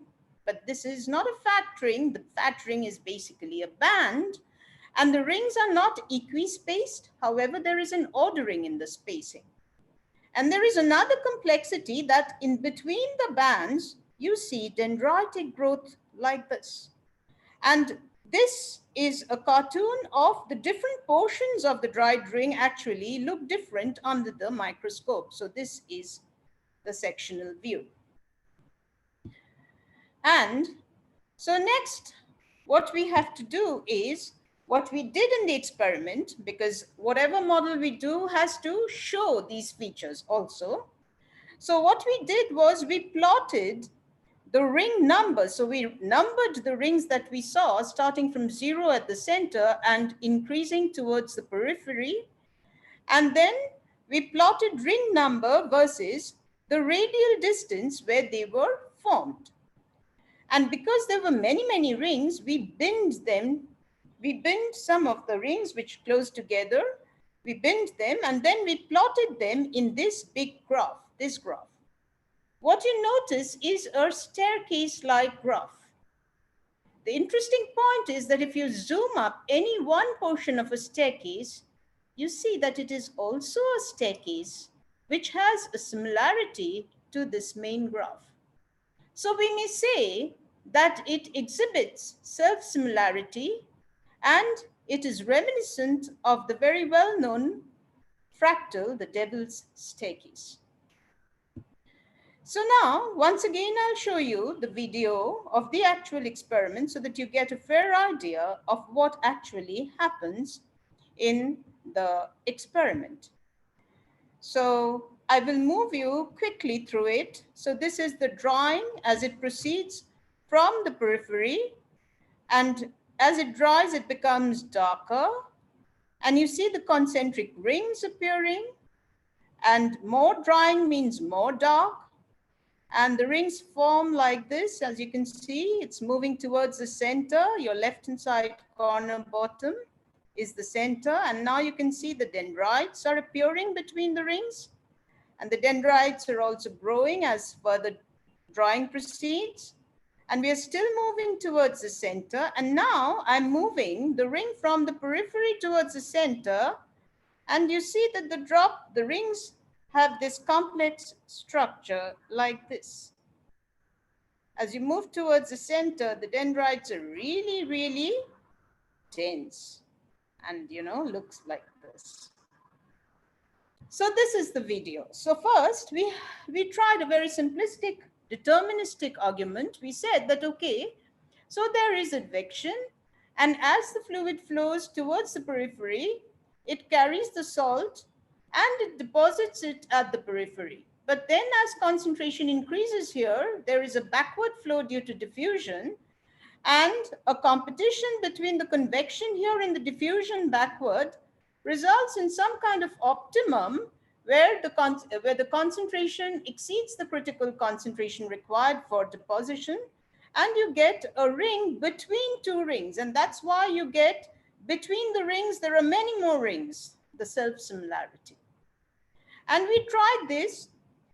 This is just using this deterministic model. So you see that these black bands, rings, were the ones due to advection, and the blues were deposited between the blacks due to the competition between advection and diffusion. But then we did a better simulation, if I might say, much in the manner of the previous simulation, where we put a square grid with some initial uniform concentration in a circular geometry. And we used the advection and diffusion equation, which was solved alternately, using finite difference method to update concentration at every site. Now, you've been told many times in the previous talks that an approximation of the evaporation flux has a radial dependence. Evaporation flux changes with different r, the maximum being at Ri, the initial radial distance. And The evaporation flux has this kind of a dependence. It's a function of R, and lambda here is a function of the contact angle. So as an approximation, we said that the velocity of convection at any point, or the velocity of flow rather, at any R is given by this in the drawing droplet. And when you discretize the advection equation, it looks like equation 1. So you can see that any ijth site, the concentration at any time instant depends upon the concentration at that site at an earlier time instant. And of course, it depends upon the concentration of its nearest neighbors and their velocities too.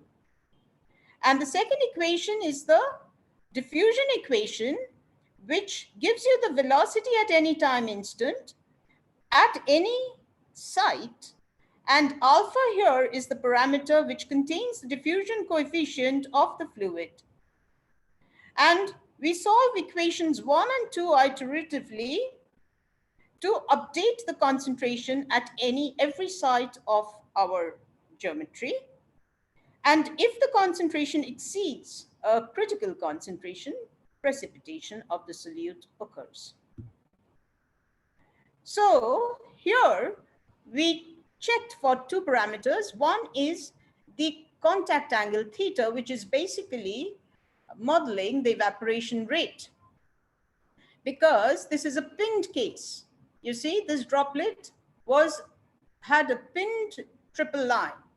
So with time, the contact angle will change. And of course, because it is a simulation, we wanted to see what is the effect of changing theta for this kind of a model. So if you have very small contact angle, let's say 0.3, very close to 0, then you get rings like this. And as the contact angle increases, you can get different bunches of rings like this. And as in the experiment, we plotted the rings along with the radius. And you see that, of course, as expected, you get a staircase-like pattern. Now, to get the surface similarity, you can quite well understand that we would really need for the simulation a huge sort of radius to be able to obtain many, many rings. But at least our idea seems very promising.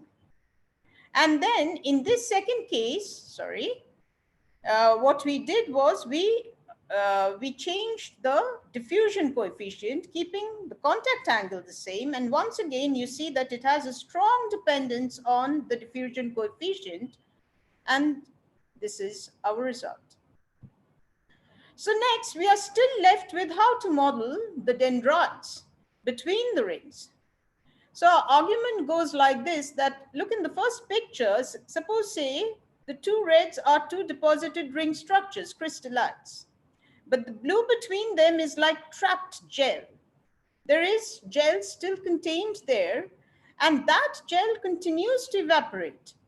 And then, so in this second picture, say we've just zoomed up this portion, and then evaporation is happening, the voids are appearing, and then just as in the previous model, when you can have diffusion and you can have electrostatic interaction between the crystal sites which have already deposited as rings and from the gel sites here. And with time, you can see that the dendrites are growing more and more and more, much in the same fashion as dendrites here.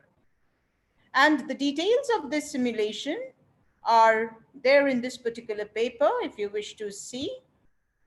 And so what we say, that the presence of high viscous gelatin solvent suppresses the growth of prominent coffee ring and produces self-similar ring patterns that resemble the devil's staircase through advection in conjunction to diffusion.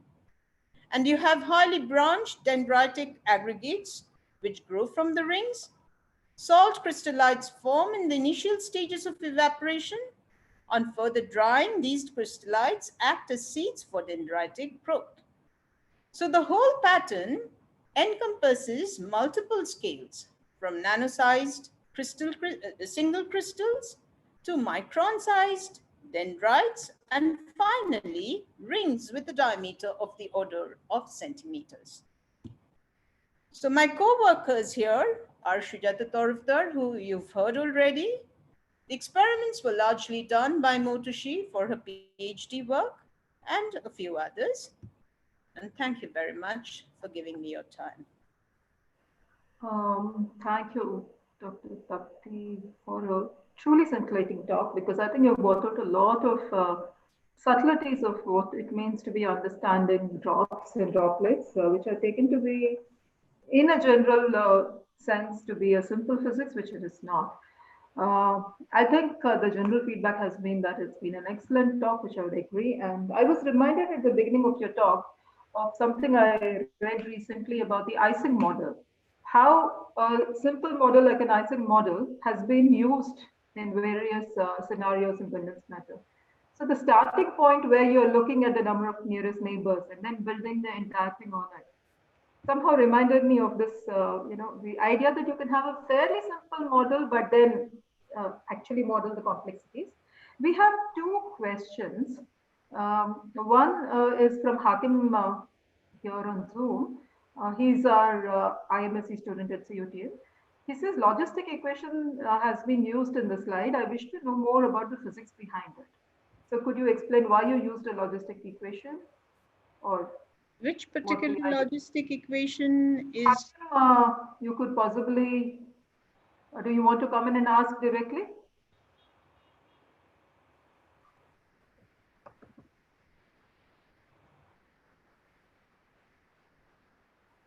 Hakim, are you around? Please unmute yourself. I have asked you to. Hi, ma'am. This is Hakim here. Oh, Actually, you use while forming the. If you can show me the slide, then I can't hear you. I'm so sorry. Can you be a bit loud? Hakim, maybe we'll take it up later because to show the slides right now will take a while. And we're already running late on the schedule. So maybe we can take it up separately. Well, he can even send an email, if he wants, Absolutely. and I can answer him individually too. Absolutely. Right. The other question was from Tejas, who's a PhD scholar at IIT Hyderabad. He says, how is the modeling done in these cases? Is there a specific software or package that is used, or is it coded from scratch? Tejas is a computational chemist. Madhurima, if I may say, you are not very clear. I can't hear you properly. Can you just repeat the question? Is this any better now? You just repeat. Let me hear you. Tejas from IIT Hyderabad, a research scholar there, wants to know how is the modeling done in these cases? Is there any specific software or package? Or No, is no, it no, no, no, no, no, no. I understand. No, no, no. Yeah, there is no software. We write out all the codes by hand. And that is what we do in our group. We don't have the money to buy packages, and we don't like to use it for the simple reason that we don't know what's happening inside, so we aren't comfortable at all. So all our codes are written from scratch. So thank you very much, Dr. Tapri. That was a truly fantastic talk, and I thoroughly enjoyed it. Because we are running short on time, I'm going to be brief about the whole thing. Sure. Yeah. Thank you. So I now invite Dr. Motoshi Tata to give her talk. She had completed her PhD from Jadavpur University under the supervision of Professor Sujata Tarafdar and been an NPDF sub fellow at Pune University, and then worked as an institute postdoctoral fellow at ISER Mohali, and is now currently an assistant professor in the physics department of Chandigarh University. Again, her interests are observing natural drop evaporation from different surfaces, pattern surfaces, and image processing of these droplet patterns. To me, one of the striking features of Motoshi is her absolute enthusiasm for everything, and I think that's a very infectious enthusiasm. I'm waiting to hear her. Motoshi, can you please take over? Thank you. Thank you, Professor Madhurima, for giving me the opportunity to talk about our work. So, okay, so I should go to my PPT. Stop. I don't know where it is. Okay. Share screen on the bottom. Yeah, yeah. So you can Yes, can we you can. see my PPT? Yes. Okay, then just run.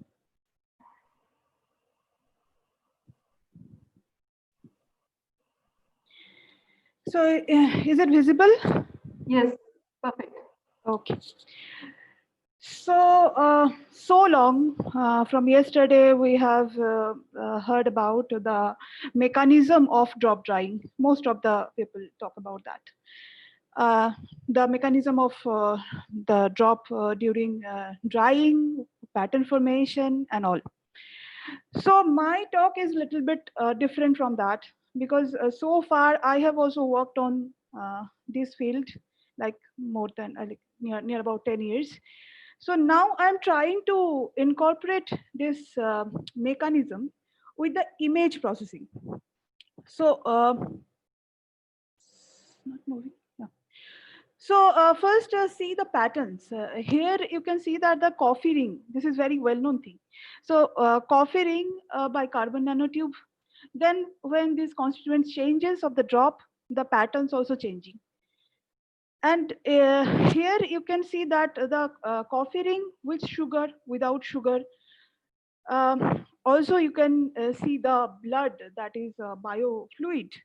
Uh, so that's also changes with the humidity. That is a different physical conditions, the temperature, humidity, this also controls the patterns. So I'm just keeping these things in my mind, and we are thinking about to see only seeing the images if I can decide that if these patterns are related to particular some mechanism of drying. So just see the sorry. So see the coffee ring first. So whenever there is coffee ring, that means there is a capillary flow. The drop must be pinned on the substrate. There must be some flow towards outwards flow, and the particles are gathered at the periphery or the TPCL, that is a three-phase contact along the three-phase contact line. So what we did, we just used this mechanism with the idea is to use this mechanism uh, and use that image as a black box kind of thing, that if you are seeing that box, if you are seeing any coffee ring, you will say, okay, this pattern is for the capillary flow. This pattern is for the outward flow with the proper Marangoni number, and the particles will deposit along the TPC. So using that image analysis technique, we used mainly three different methods. Uh, they all are definitely connected. The first one is the image gray label histogram. That first we see that image initially we observe that image, then we convert it to its grayscale processing. So if you consider a image that is a 2D image, a particular there are lots of pixels, and that pixels have certain gray label. So someone is something like there is some black, there is white, there is black and white in between them. So first we decide that how much black is there, how much white is there, or the gray scale in between them, how much is there. So that is the first ordered, we call it first order statistics of images. So whenever there is statistics, that means there is a first moment, second moment, that is a mean, standard deviation, and all these are like exactly like the statistical mechanics part of physics. But here, the quantity, the variable is the pixels. So the image pixels. So if say if we have a FTIR image, then what we will do, then we will just scale it along like following that. I have mainly I have microscopical image. So it is easier to do these things on that black and white images. So next one is the second order statistical imaging. Here you can find the contrast. You can change use it as a parameter of your image. We can find the correlation. Like if I have a 2D picture, that means I have an x-axis, I have a y-axis. So along the x-axis, we have a pixel intensity. Along the y-axis, we have the pixel-to-pixel interaction probability. So by using these simple methods, but basic methods, but is useful methods for quantify a image. So there is image energy also, that pixels energy. These that contrast, correlations, energy, homogeneity, these all are the parameters of an image. So just please keep this in your mind because we are going to use it in our examples. So then the fractal analysis, this is very well known to the people who are working in patterns. So we also did it. But before doing fractal analysis, we first do the thresholding of an image. So we use usually that Ursu method or the adaptive thresholding method. So in between these two, we choose mainly we choose the adaptive thresholding method for our cases because it will give you the it will give the finite structure of an image. Then we use the box counting method and try to find the Hausdorff dimension of the image.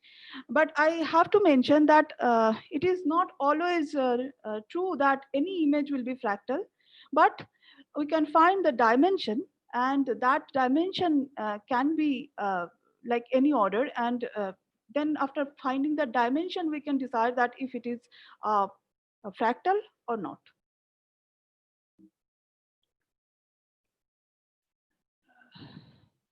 So see that this is a image processing mapping thing, that what we are thinking about. That first we can have that uh, the mechanics of the drawing. Then we have that image processing. After image processing, we have some parameters of the images. Then we map that parameters with the mechanism of the drawing. So it's a point-to-point mechanism. It's a point-to-point mapping, and with these mappings, that mechanism can be the weighting property of the substrate, can be the interaction of the drop with the surfaces, the mechanism of the physical property of the constituent. So all this matters during during drop drying. So we just try to map those particular properties, the ambient temperature, pressure, humidity, everything, and we will say that okay, this feature, whenever we got this feature, whenever we got this kind of parameters, this mechanism is involved in this drying drop. So I don't need to go for the see the how the drop is drying to like for 1 hour, 2 hour. I just see the patterns, dried patterns, and can decide that this mechanism is followed. Well, let's move to an example. So this is our recent work that we have taken two drops, the same constituent, like gelatin and sodium salt sulfate. And in presence, there is a one drop, and we have deposited another drop just neighboring to that drop. And we observe that drying pattern. So first, we try to give a mechanism how it is drying. Then what we did that we correlate that changes that when there is another drop, and then we try to solve this problem, this mechanism, by seeing the statistical parameters, like that what I've mentioned earlier, that I'm trying to map the statistical parameters, image processing parameter, with the mechanism of the drop drying. So see the features here, what we have found in a single drop of sodium sulfate and gelatin. This is a single drop under ACM, FeACM, uh, that this periphery, at that periphery of that drop, we have found this A and B and C, these three regions. So the outermost region is this. This is sodium sulfate single needles. The basic structure of sodium sulfate is needle like. So these needle like crystals at the outer surface. Then intermediate is this one, where you can see that the drop, there is some coagulation of the needles. And at the third level is this, where more needles are coagulated and they are forming this kind of broken crystal like patterns. And at the final point, like the final region at the middle, this is this is formed with the sodium sulfate, uh, mainly sodium sulfate crystals. So we try to uh, see the mechanism of the drop drying. So you have already heard about that the whenever drop is drying and if it is pinned and the contact angle is less than 90 degree, that means from the periphery, that the TPCL, the evaporation is maximum. So whenever there is evaporation, there is a cooling, like right, it's taking the latent heat and it's cooling, right? So, but at the same time, whenever there is cooling, the particles from the inside of the drop, they are trying to come to this point, and those particles, those solutes are not very cold solute compared to this region. And also the substrate is also in a hotter mode. So there is a temperature gradient from the substrate towards the tip of the drop. And due to that, there is some surface tension gradient as well. So higher surface tension means there is much more coagulation of the particles. Particles are like they are trying to coagulate at the point, and whenever they are coagulate, they are becoming much more heavier, and they are long chain molecules because it's a gelatin, because there is a salt. So they will form flocculation will be easier whenever the salt is there, presence there. So they will form the long chain flocculated colloidal particles. And then they just deposit at the center. So most of the particles, the salt particles, the gelatin gel, those long chain molecules deposited at the center. Now, if you see that during the same time when there is a flocculation takes place, the soldier transformation of the drop also occurs. And at the same time, the ring, the outermost ring is trying to form, because there are less, you can see that this is less, like this is much more thinner compared to the center region. So whenever there is a thinner portion, that the higher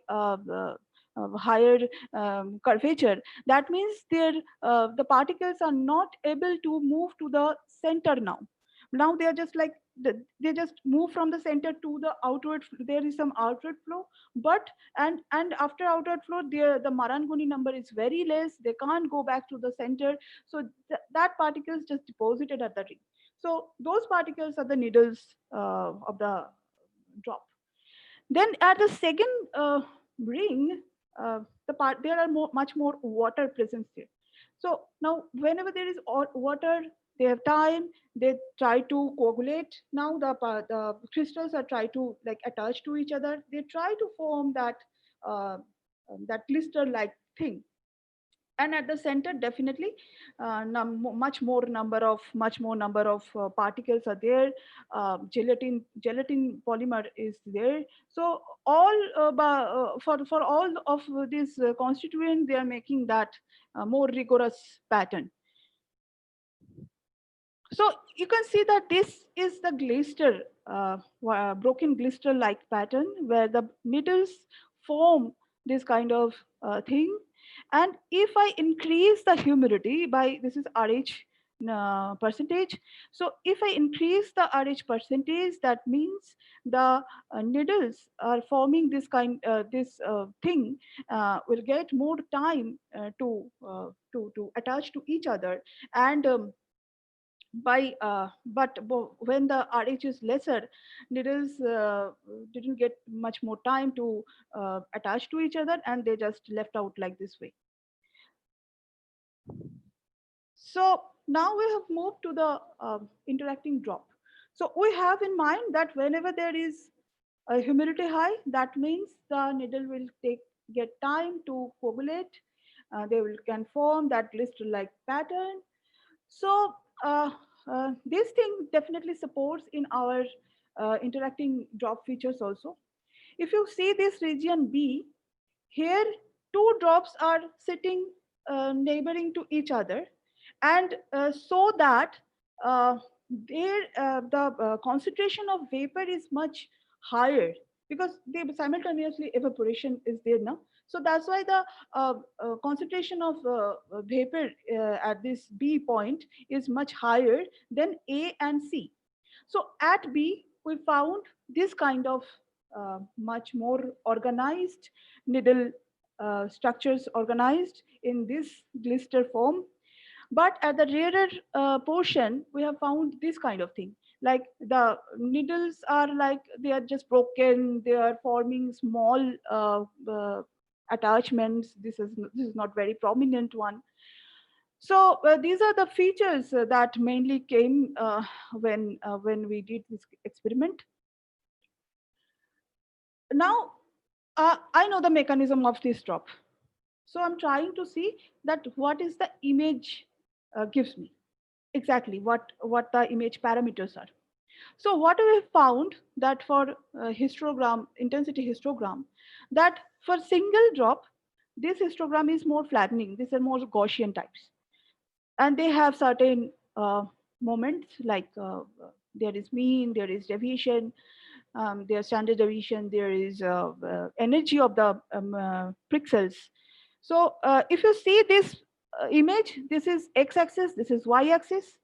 So along this x-axis, uh, this is x and y axis of the image, but in this graph along this y axis is the pixel number, like pixel intensity is here, and this is the histogram of the image intensity.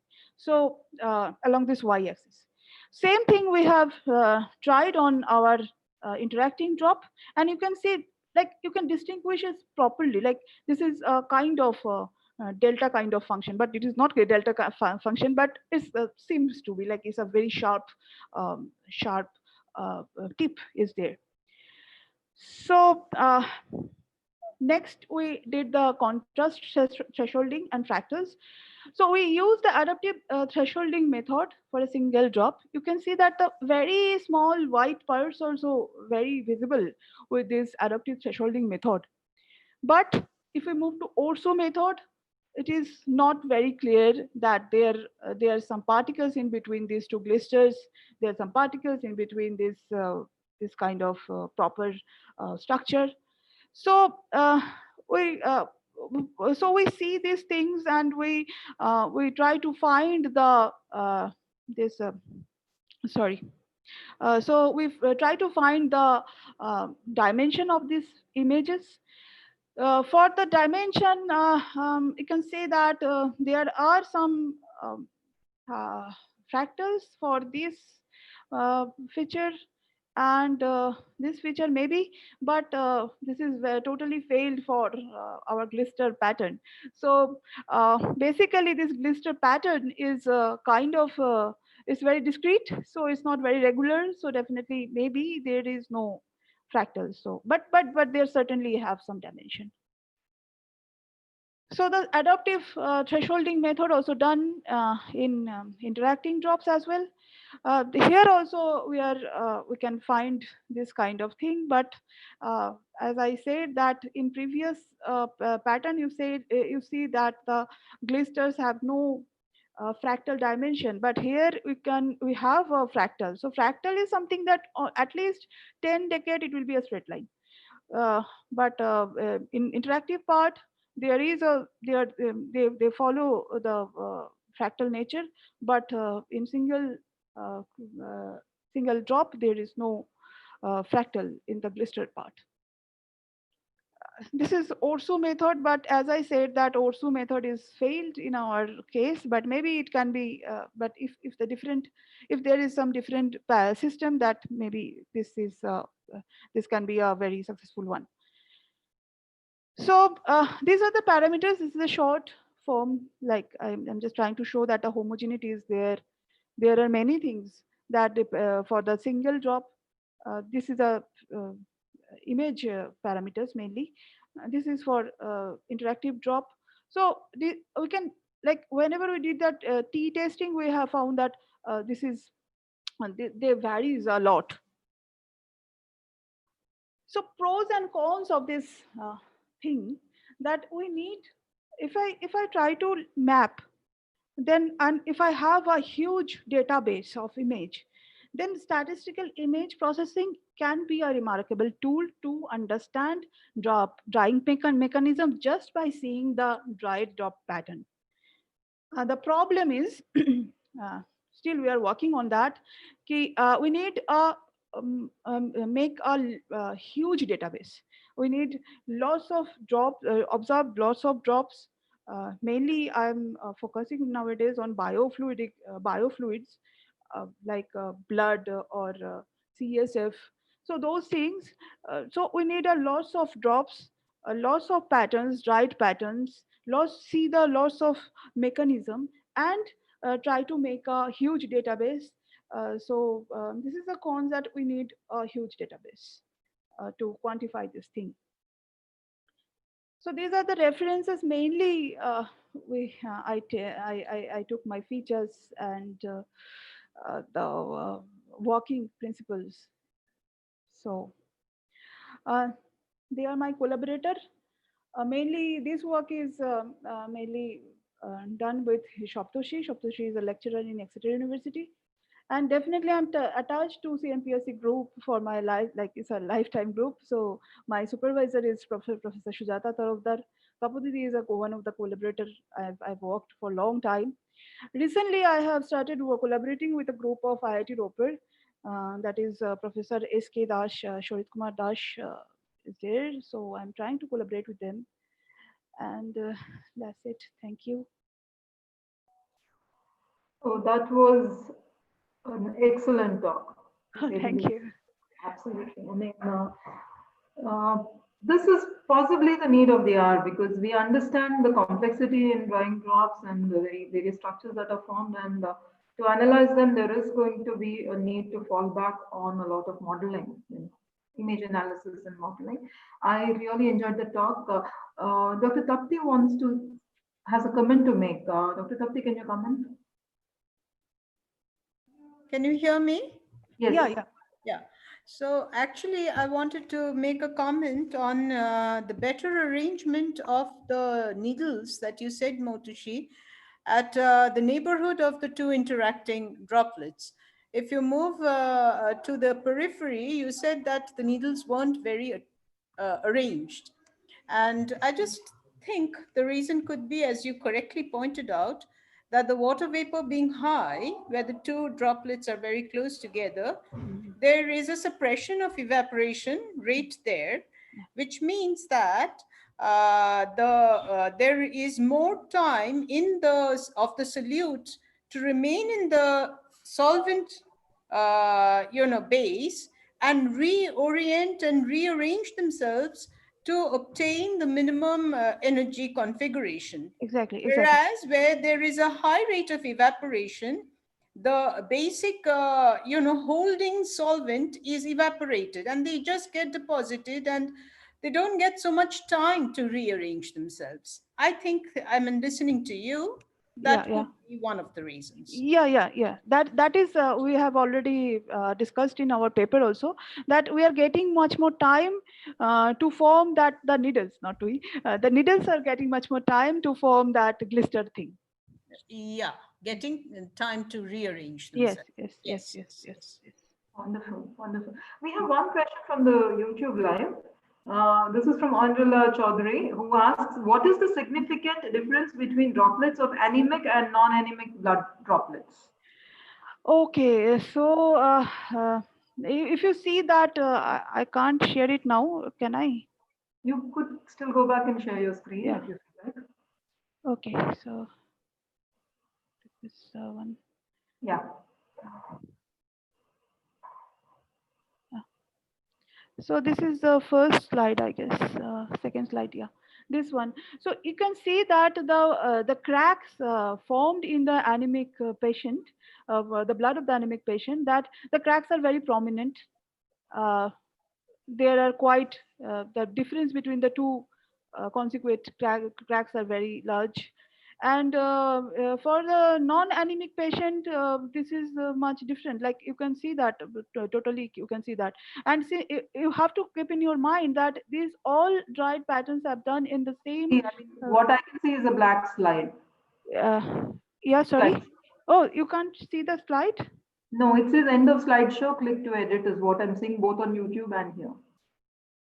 Oh, so then I don't know. No slides. Some of the audience. Resume share. Resume share. Yeah, maybe resume share should work. Can you see that now? No, or maybe you can just complete your thing and we'll share it with whoever wants. Maybe you can Okay. explain. Yeah, because we can't see. Okay. Oh, yeah. Okay. Sorry. So, since whenever we will if you go to the YouTube, maybe you can see that there is for anemic drop, the cracks are very prominent. But when the patient is healthier, there is lesser cracks. The cracks are not very defined. Uh, and and you have to keep in your mind that all the patterns are done during the all the physical conditions are same, like the humidity, the temperature. So it should be the all cracks should be equally spaced, and they are like a similar thing with a healthier person. So cracks mainly what this group Professor Brutein's group done, that they see that they observe the crack patterns of the dried drop. Okay. There are no further questions at this moment. So I would thank you again for a Thank lovely you. presentation. Very inspiring because, it shows that a lot of work can be done no matter where you are. And that I think is Yes. extremely inspirational to all of us and, from smaller places. Yes. Thank you so much, Dr. Motishi. Thank you. Thank you. Excellent series of talks by the three of you. No, Uh, thank for the next two talks, I would like to make a small introduction to the nature of the talk itself before we move on. The next two talks are based on the research work that we are conducting here in my research group. It has been largely inspired by the works of Professor Sujata Tarukar to start with. And this one is going to be a work on the droplet drying of milk, commercial milk, and how we have taken, instead of taking a very ideal liquid, we have taken a real life liquid and how complex it is. So the next two talks of 15 minutes each are going to be an application of this particular area of work to something that is practical. The first one would be how the experiments are done, and the second one would be a very recent attempt at using machine learning to understand the nature of these droplets. So I request now the first speaker, my research scholar Ashwini Harindra, to present her work on droplet drying. Ashwini, Yes, ma'am. Thank you, ma'am. Can you see my screen? your volume is a bit low, but otherwise we can see. Could you be a little louder? You're not audible. Yeah, yeah. Is it audible now? Yes.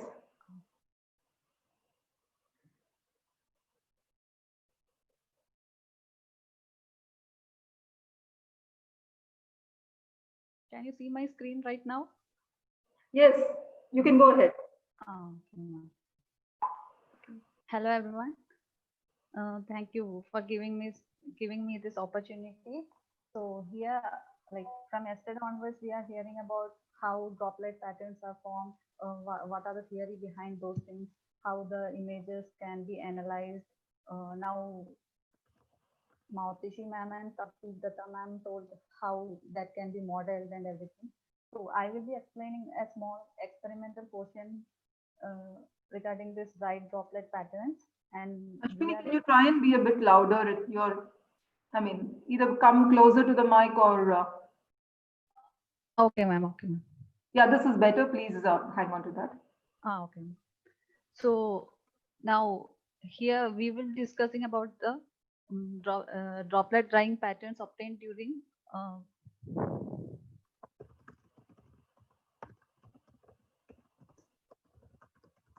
so I will directly go to the first slide.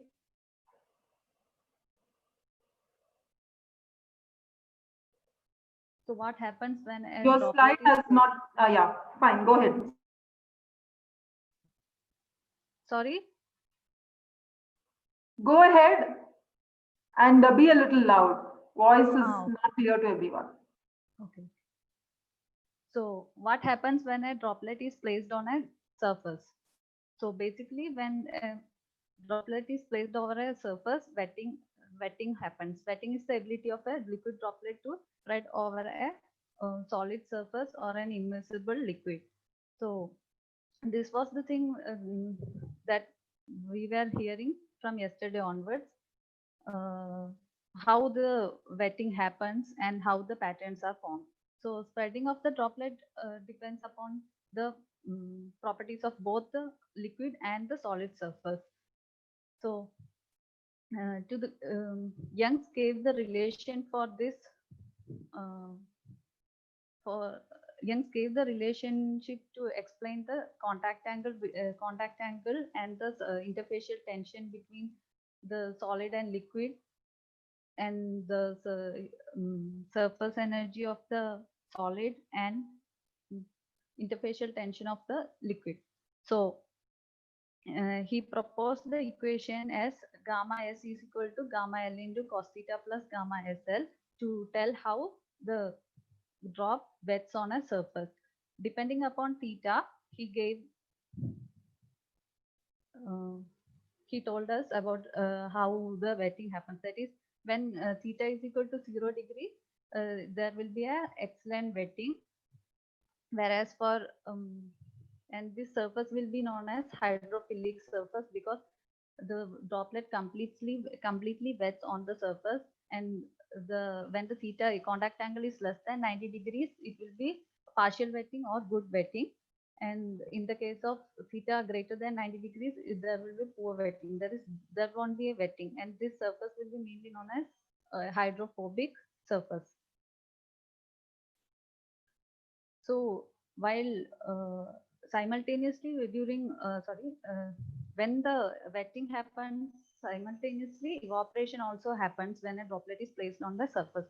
So during drying of the droplet, evaporation of liquid mass occurs within the droplet. So evaporation occurs only if the surrounding atmosphere is not the corresponding liquid vapor. So that must be a concern. And as the evaporation occurs, the pattern evolution begins. Pattern evolution basically consists of two regimes, that is constant contact radius regime and constant contact angle regimes. So here you can see that constant radius regime is where when the time time evolves, the radius remains constant, whereas volume, height, and contact angle decreases. Whereas in the case of constant contact angle regime, the contact angle remains constant and the radius, height, and the volume decreases with respect to time. So the other two modes, mixed mode and slipstick mode, are derivative of these first two modes.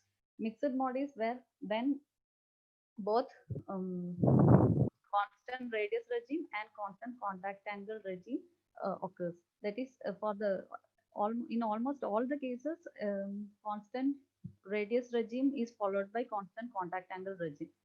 So for a particular time interval, the radius remains constant, whereas the contact angle decreases. In the other half, the radius decreases and the contact angle remains constant.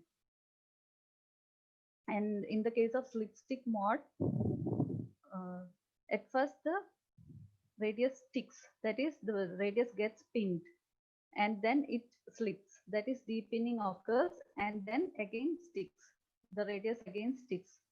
That's what happens with slipstick mode, and this give rise to concentric circles, as uh, um, discussed earlier by some speakers were talking about concentric rings.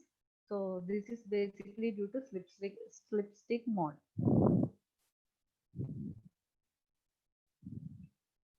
So now, how the patterns are formed, what is how the slipstick or these all are happening. That's basically explained by coffee ring effect and Marangoni flow. So coffee ring effect and Marangoni flow, I think yesterday onwards you are hearing, everybody's hearing about that, and I think everybody's familiar with that now, right now. So you here you can see that coffee ring mainly occurs due to the capillary flow of the fluid towards the edges. At the edges, evaporation will be higher compared to that at the center. That's why all the particles will get pinned at the edges, and thus a thick ring will be forming, and that ring is known as coffee stain formation. Whereas in the case of Marangoni flow, the Marangoni flow, we can see that it is due to the surface tension gradient within the droplet. And this surface tension gradient can be because of either by temperature or due to concentration changes. In our case, in our experiment, everything is done using like all the experiments are done under room temperature. So we don't have Marangoni flow due to temperature changes. It's mainly because of concentration changes. That is, there will be a flow from lower surface tension to a higher surface tension region. That is, the fluid will flow from a higher concentration region to the lower concentration region, and this will give rise to a uniform deposition of the particles. So this was a basic introduction about how the patterns are formed. So now we will explain how we use the, so I will be explaining about how we use these droplet drying patterns to find whether the milk is adulterated, or for the early detection of coagulation, staling. These three processes are being discussed here. So these are the images obtained during drying patterns during dilution of the milk. So what we have done is that we change the concentration of milk from 100% to 10% by adding water into it, and did the drop the very low amount, that is less than 2 microliter droplets on the glass surface, and then allowed it to dry at room temperature. And these images are these are imaged at these drying patterns were imaged under confocal laser microscope, and these are the features we have obtained after drying the images. Here you can see that this one is the 100% milk, and this is 10% milk, and the regions we have obtained after pattern formation is a thicker outer ring, a uniform portion, and the central spot, and the empty space. So we will explain how these things, how these patterns are forming, and how we can find whether that's an adulterated milk or not. So how this outer ring is formed. The formation of outer ring is basically due to coffee ring effect, as told earlier. So milk basically consists of several colloidal particles with various sizes, that is fats, proteins, minerals, vitamins. It's a combination of these all combined to give a milk, and the largest particle size is for fat, whereas for minerals and vitamins are having the lowest particle sizes. So these all particles take part in the pattern formation during drying. So what happens is that all the smaller size particles move to the edges faster compared to the larger particles, and then get pinned at the edges, which give rise to this thicker coffee ring. And in the case of when the concentration is reduced to 10%, the amount of particles will be present in the milk will be very much lower. Hence, the thickness of the coffee ring also decreases.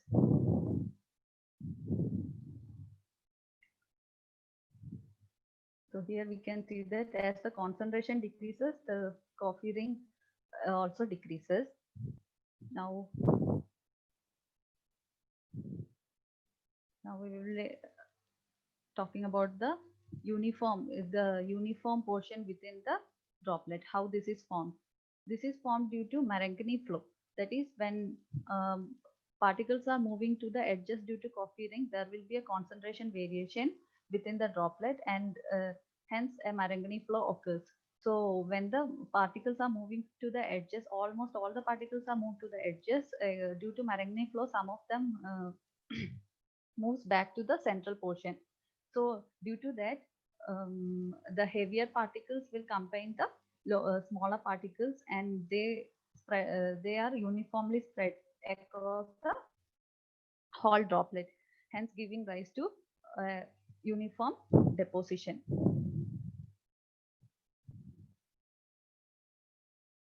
Next one is the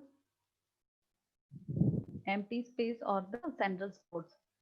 Central spots are mainly due to the Marangoni flow only, because as the so central spot is due to Marangoni flow. That is when the particles are Ashwini, I'm sorry. Your voice is still a bit too low.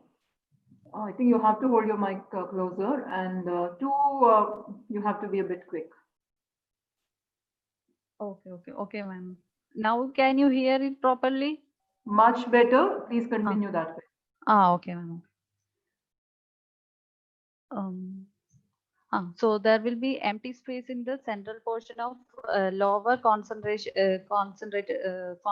because there won't be enough particles after the particles move to the edges, and after the uniform deposition there will be empty portions inside the pattern, because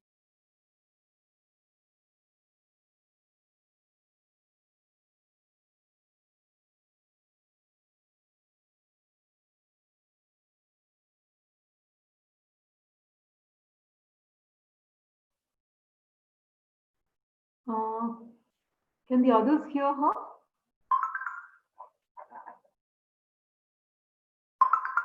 Okay, we seem to have lost Ashwini. Let me let me take over and then do this.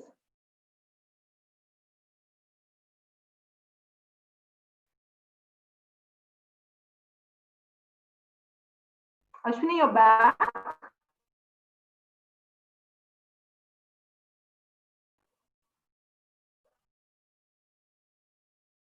Ashwini, you have to unmute yourself and then speak.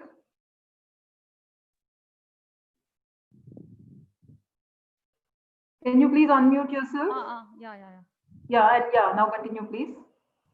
We lost you for some time. Okay. So I told about the concentric rings. Did you hear about that? Yeah, I think you can continue and finish your talk. Okay. So presence of concentric rings. We we obtained concentric rings with concentrations from 50% to 20% diluted milk. Uh, this was due to the different sized particles present within the milk. That is, the lowest, smaller sized one were at the edges, and the next sized particles were in the next layer. So this showed us that drying patterns were capable of showing that there are different sized particles present within the droplet or the given sample. If some different sized particles are there, all the particles can't move with the same velocity because of the mass of the particle. So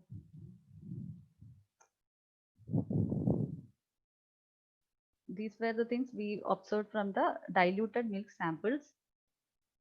And Next one is the coagulated milk samples. The coagulation, for coagulation, what we had done is first um, add a starter to the milk, and then allow it to coagulate for 6 to 7 hours, and then for at each 30 minutes we took the sample, uh, dropped it on a glass slide, that is less than 2 microliter sample was dropped on the glass slide, and then allowed it to dry. Same in the case of coagulation also, we were able to see the same coffee ring effect, whereas uh, other than dilution, like unless dilution, we didn't see any concentric rings or something. In the case of coagulation, our aim was to determine whether we were able to detect the onset of coagulation using droplet drying patterns. So like these were the first um,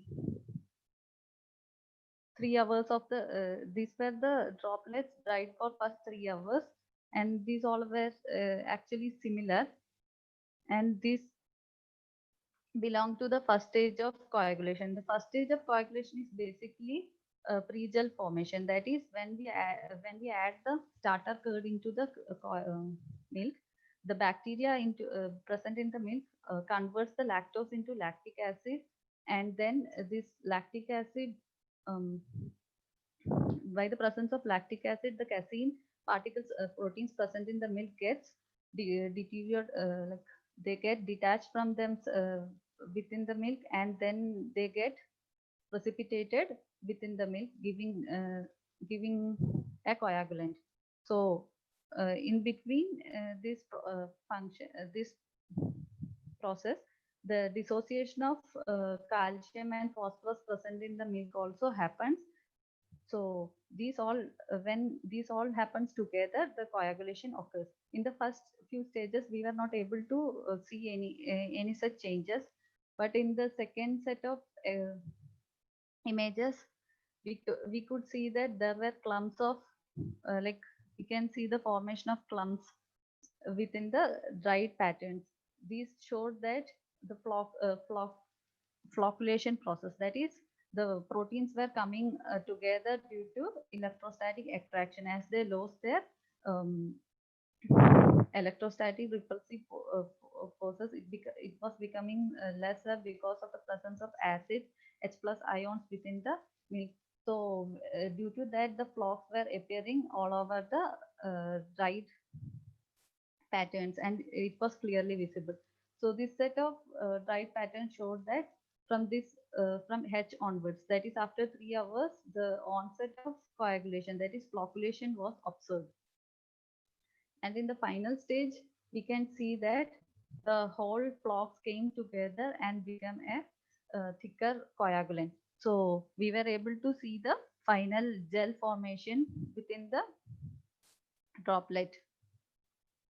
So with by studying these droplet patterns, we can identify whether the milk is like fresh, or it's coagulated, or it's flocculated, like that. We use this dried droplet patterns for identifying such things.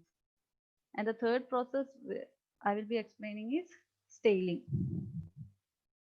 These are the images for each pattern at each stages. Third process is staling. Staling is basically staling is actually similar to coagulation. The only difference is coagulation is done by useful microorganisms, whereas staling is by pathogenic. It happens due to the pathogenic microorganisms present inside the milk. Here also, the proteins get degraded at the same time because of some formation of gases like ammonia and all. The fats, lipids, minerals, vitamins, everything gets degraded within the milk. So for in the case of staling also, we can see that in the first early stages, the droplet dried patterns were similar and all had the same coffee ring, and the central portion were similar. Whereas uh, when we went to, that is after 6 hours, we saw some flocks formed within the droplets. So this shows that again the formation of flocks, and this was different from that of coagulation, since all the components present in the milk were degraded. So this was the from studying the patterns, we found that this is the starting of spoiling. So as this these flocks were interconnected with each other, and they connected with each other and formed network, and finally those flocks became coagulants, and thus a thicker gel was formed inside the network, inside the droplet. So this is the point where the milk is totally spoiled. This is how we detected the spoiled milk, and we were able to find that the milk is uh, starting to spoil at 6 hours using droplet studies.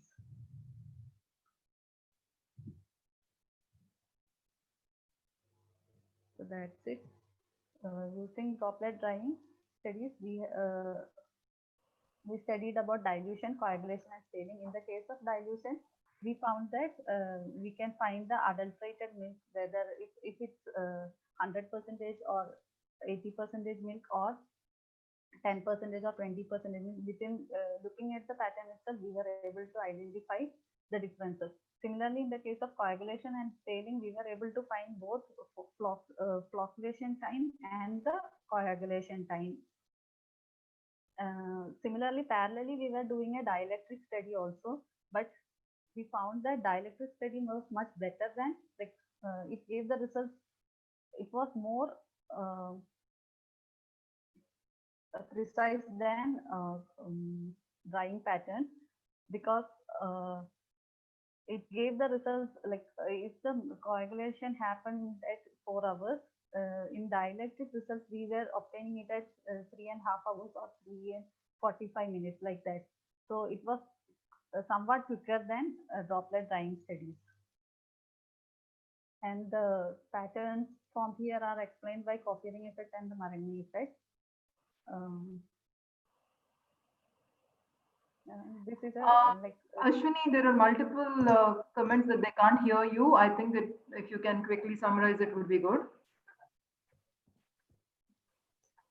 Can you okay. just, This the advantage of this method is that it's a time-saving method and an easier technique compared to some chemical test and all. This will be much easier than other techniques, because you just have to give a dry a droplet and just see under the microscope. That's it.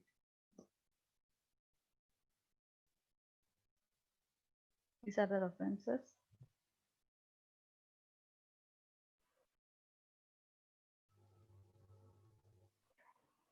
yeah. Thank you very much, Ashwini. Just to summarize very quickly, what is that she has been saying? We had taken commercial milk, and we know that there are three main processes that we encounter in everyday lives, which is staling, coagulation, and Dilution. Dilution of milk, because these are the three, dilution is a major problem when it comes to adultery. Adulteration, sorry, not adultery. Where am I? So what we did was to see if the droplet drying image can help us to figure out in what stage of dilution or coagulation or staling the milk is, which we could, but then that was not enough, because we have a certain pattern, but then milk being a combination of the ions and the fat and the proteins and everything else, it's very complicated. So the next part is what we started. Actually, I am very excited about the next work, because this was started during the lockdown period. The work that Sabin is going to be presenting right now. He was our IMSc student, and did his project work with me on some simulations of microwave diathermy for cancer cells. Um, Over the last 2 months, we have been trying to see if we can use machine learning, which he is now learning, machine learning and deep learning, to understand these patterns. So, Sabin would be presenting his work right now. And can I request Sabin to come in? Hi. Hi, ma'am. Hi. So good morning. I'll just share the screen first.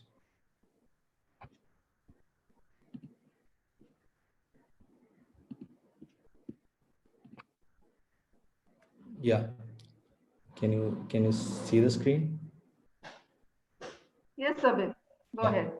Yeah. So my topic is about the as an extension of the work which Ashwini Tiji already mentioned. So I'm trying to use some kind of advanced computational methods in order to classify this set of images into different categories without actually doing it manually. So my topic is about droplet image classification using neural networks. So neural networks are basically, so this is about me.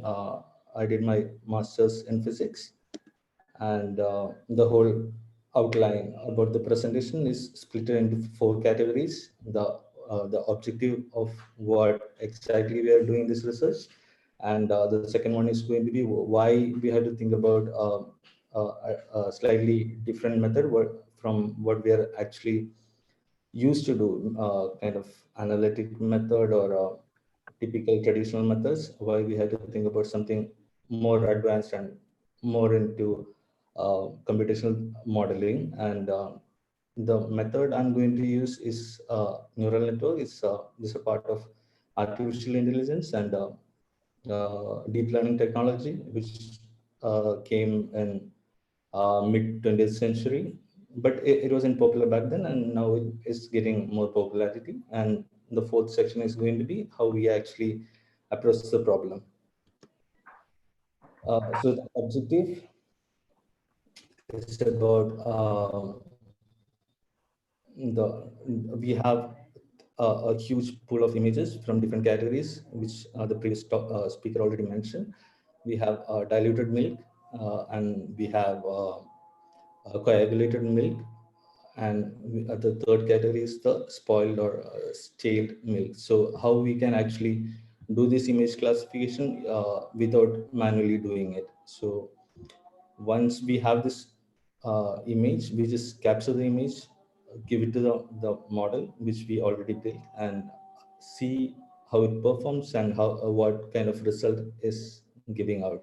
So basically the output is going to be what is the probability of uh, this image to be in a particular category, a particular class. So the advantage of doing this is sometimes we won't be sure the actual category and the particular image belongs to. We can use this technique even when we are not sure about the category which it belongs to. So the second objective of the section is going to be why we are thinking about a computational method. So imagine we have a pool of images of a huge data set of image which contain images of cats and dogs, and we are trying to figure out like we are doing this manual segmentation or manually flagging it from and splitting the whole pool into 2 categories. The first thing is going to take a lot of time, so the time constraint is going to be very higher. And the next one is going to be the error rate. We can see the time constraint and the error rate are inversely proportional. So the more time we take, the error rate is going to be lower. And the on the other side, if we have less time, then the error rate in which we flag the image will be uh, the error rate will be higher. So so this computational method is a method which we can use uh, to optimize this time constraint and the error rate. The more faster the computers will run with a lesser error rate. And the third point is even more important. Do we actually prefer a manual flagging or automated? Once we can just dump all the images into this model or the machine, and we get the output without actually not having a hard code encoding, and we get the output. We prefer that more, or do we prefer a manual flagging? So these are the reasons why we are looking for. These are some of the reasons why we are looking for a computational method. And the next one is why this is the right time to talk about machine learning models or a deep learning architecture. So as I mentioned before, in the first initial neural networks or artificial intelligence technology started back in 20th century, mid 20th century, but it wasn't that popular back then. It didn't get enough uh, word, authenticity, or it was not widely accepted back then. So the reason why it wasn't accepted because the accuracy was so from the graph we can see that back in 2010 the accuracy of the best AI system was around 72 percentage, and then we are getting a exponential curve, like we are getting a sudden increment in the best AI system. And in 2015, almost around 2015, we actually the best AI system outperformed the human performance. We are expected to have about 95 percentage for proper human performance is expected to be at 95 percentage. In 2015, we actually outperformed the best AI system outperform the human intelligence. So the key factor we have to note in this is the first one for all these models to run as the speaker mentioned earlier. So we the first key factor for all these simulations or all these statistical analytics or machine learning algorithms or even deep learning architectures, the first key factor is about how much data we have. So the more data we have, the more accuracy we can expect out of the system. And that's the first thing. The availability of the data sources uh, became more, uh, the volume became more massive over the past few years. And the second key factor is the development in advanced computational hardwares, especially the chips we use for this training process in GPU, graphical processing devices, and all these chips are becoming more it became more powerful over the past few years. So in this 20th century, 21st century, this is the right time where we are actually going after this artificial intelligence. So what is a perceptron? That's the fundamental block of a neural network. So basically, in a neural network, we are trying to mimic human brain architecture of course, in a lower efficiency. We are not even close in the actual performance of a human brain architecture. So in a brain architecture, we have neurons. That's a fundamental block. Here we call it either a neuron or we call it a perceptron. So in a perceptron, we have more about four factors, four pieces we have to combine together to have a perceptron. So the first one is going to be the input layer, where the the the layer will take all this information what we need required to proceed through the neural network. It is something similar to a dendrite in a neuron system in the brain. And then we have weights. So this is the area where we tune the weights and get a output. And so input is something which is fixed. We have this information and we the objective of this whole perceptron is to reduce the loss function. So we have a particular loss function. So it's generally a differential equation. So it's a partial differential equation. We are trying to figure out the lowest entropy possible in a gradient descent uh, platform. So we have this n dimensions of uh, input values. Each input values will get multiplied with a respective weight, and so that it gets the least weighted sum possible on the third layer, on the third node. And then so the fourth factor is one of the crucial factor we have to consider. So that is called activation function. So in order for this all iteration to go through smoothly, we have to fix we have to fix an activation function so that it gets transferred into the next layer in a beautiful fashion. So we can either go with a linear function, but in a real life scenario, it's very difficult to have a linear step function or a linear activation function. This and the whole universe is in this format at least is non-uniform format follows. So in a wider sense, the recent updates are more into activation function. We can go with sigmoid functions. It gives you a probability and ranges between 0 and 1. Or the latest advancements in this perceptron theories are more into activation function, which is called ReLU, rectified linear unit. So that is the activation functions which we generally consider in the recent studies, especially in the work which we did here. So the next one is, so once now we just talked about what is a perceptron, and now we're going to talk about what is a neural network.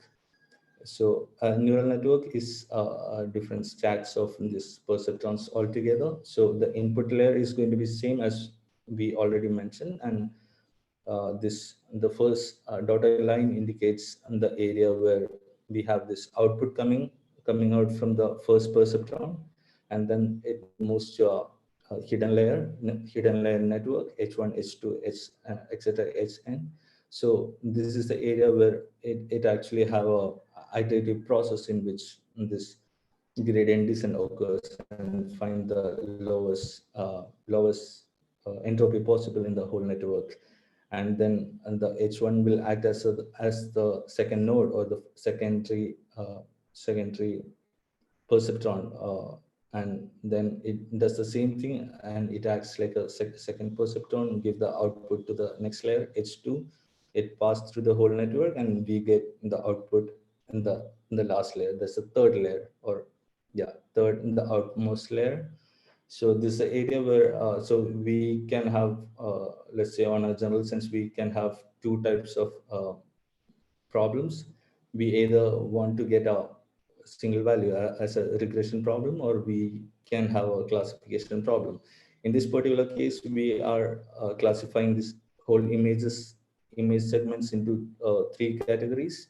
So the output node is going to be 3. So on the output first, it belongs to a particular class. For example, in this particular case, we are considering it as scaling or a diluted case. The second one is going to be coagulated. Third one is going to be what is what is the probability of being this input in this set of images in this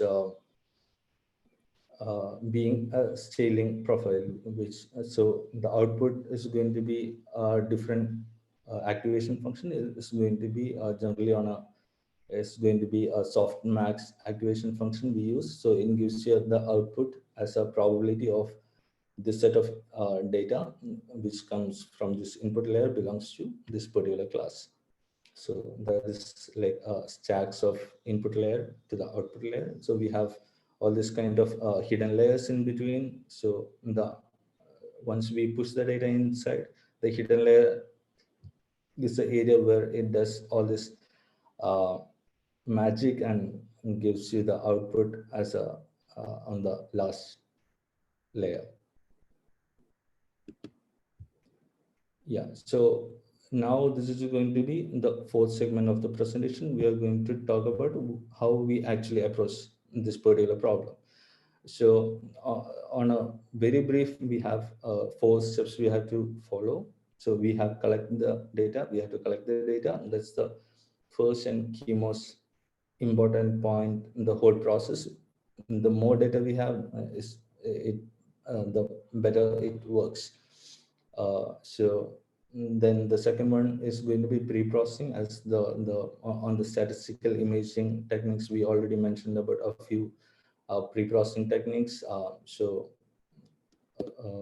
on the next slide we have these are the images we got from confocal scanning microscope, laser scanning microscope. So on the initial image is having the actual image we received from the instrument, and we can see the coffee ring and the drying droplet, and we split the data into its pixel values. On the second image you can see we are getting the image data using this by splitting the data into its pixel components. Each pixel value, especially in this case, we are not considering the RGB scale. We are just normalizing it into into its grayscale image, because we just are more focused on the texture pattern it follows rather than not following the RGB pattern. So we can actually compress the whole thing into a unified scale between 0 and 255. That's the range we consider, where 0 can be either uh, black or a white scale, and on the 255th scale we can have the other end. So if 0 is black, we will take 255 as the opposite color, the contrasting color, and the whole values in between we can say it varies between, it moves between a gray scale. So it can be the lighter gray or a higher dark gray. So that's just a part, and then we acquire all this data we need, and we unify it, because the number of nodes in the first input layer, in this layer we have all these input layers which are already fixed. The window size is already fixed, so we have to unify this image. And then the whole pre-processing. So on the second image we get the pixel value. So in a neural network or any of these computational methods, we cannot just give the image data or character data. It's always should be in a numerical format. So we get the information from each pixel and what is the color scale it belongs to. So now I just converted the whole image into 500 scale, 500 into 500, so that it will have 500 into 500 dimensions of input layer.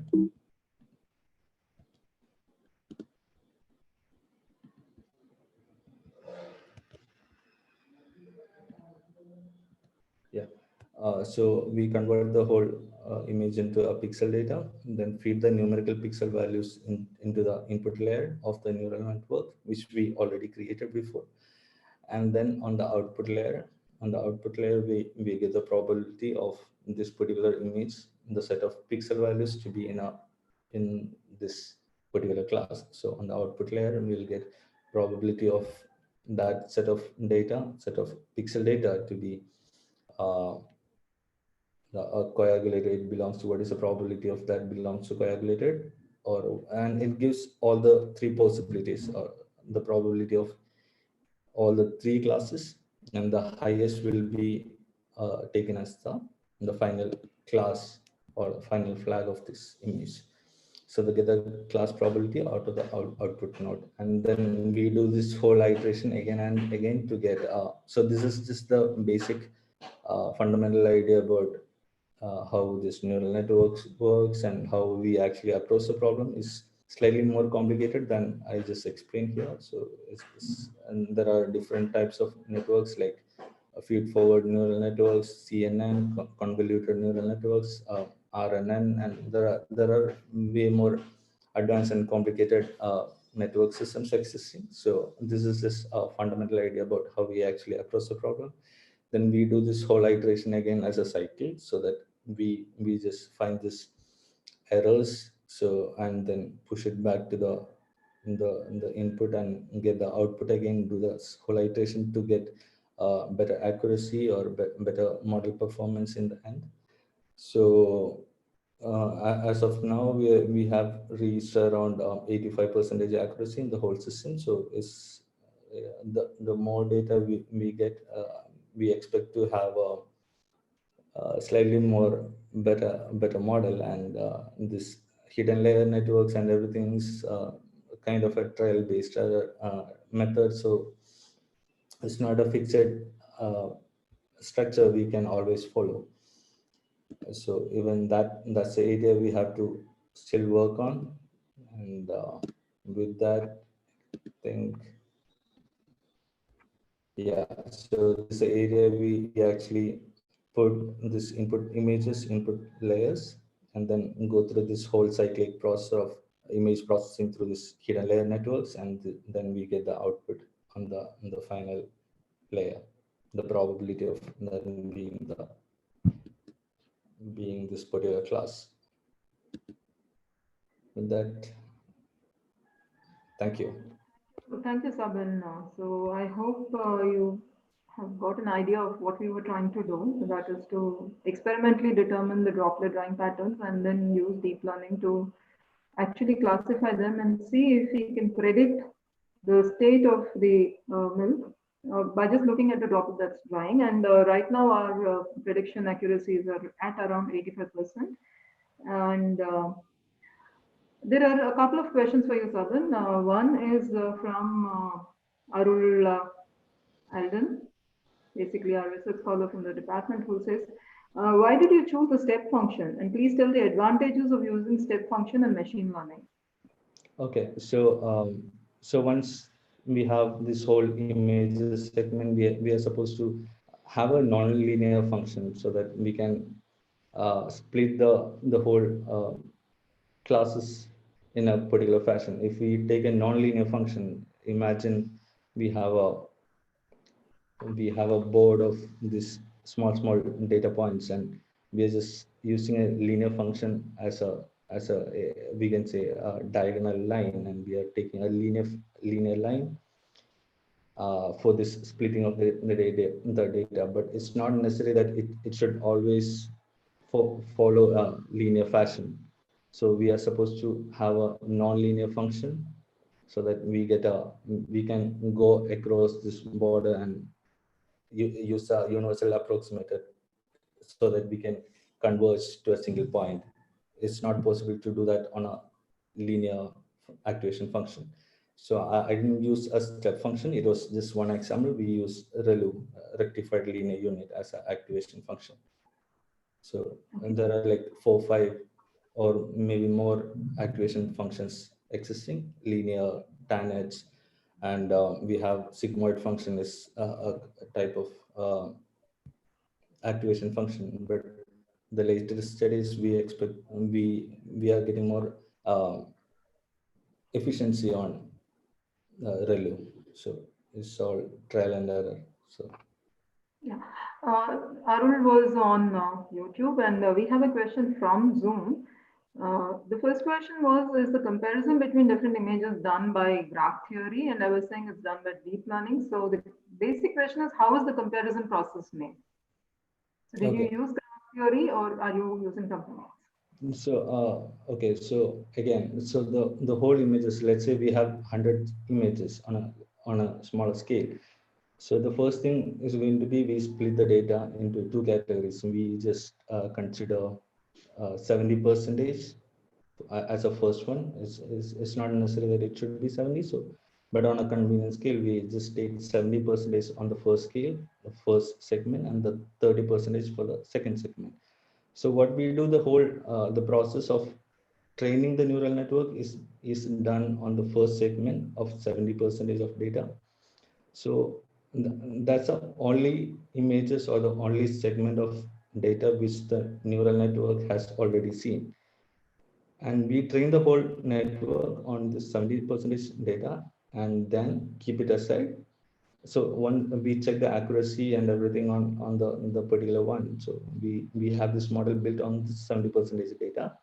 We compare this particular data and the particular network, how it works on the next 30% images, which the neural network hasn't seen before, how it performs on the 30% data. That's how we evaluate the model performance of the network which we built.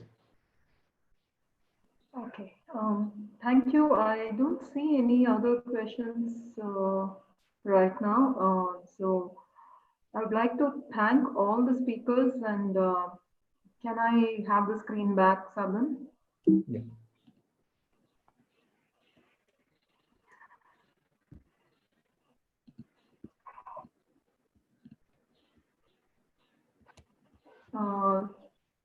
Sorry, I don't even know what you're saying. Can somebody tell me what you're saying? Yeah, the YouTube, I think. You're saying the YouTube. Okay. Now is the PPT. Somebody. Okay, you can see the PowerPoint now. Yeah. So I would, really like to thank all the speakers, because I think each and every one of them, the moment I asked them, they were more than happy to give their talks. And this has been a very interesting 2 days session for me and for my research group, because it's rare to be able to sit down and have a discussion where you're discussing the basics for a long time. The people behind the scenes have been my research group, consisting of Ashwini, Sabin, both of whom you've heard now, Kareem and Swati, and Anju, who is basically a computational chemist working with me. These guys have been my so-called tech team, and Tejas was, as usual, my sounding board forever. So with this, unless somebody has something to say, we come to the end of this 2-day webinar, and I'm extremely happy and grateful to all of you for having attended this. I would like to hear from all of you. You can write back to us with your comments, feedback, and whatever else that you feel like sharing with us regarding the webinar. Thank you very much, one and all. Thank you. I'm going to keep the Zoom on for some time, just in case you need to take the the feedback link. I'm requesting Anju to paste the feedback link again. The link will be open for about 15 minutes, and then we'll close the entire session. Thank you. And we are signing off from YouTube. Thank you.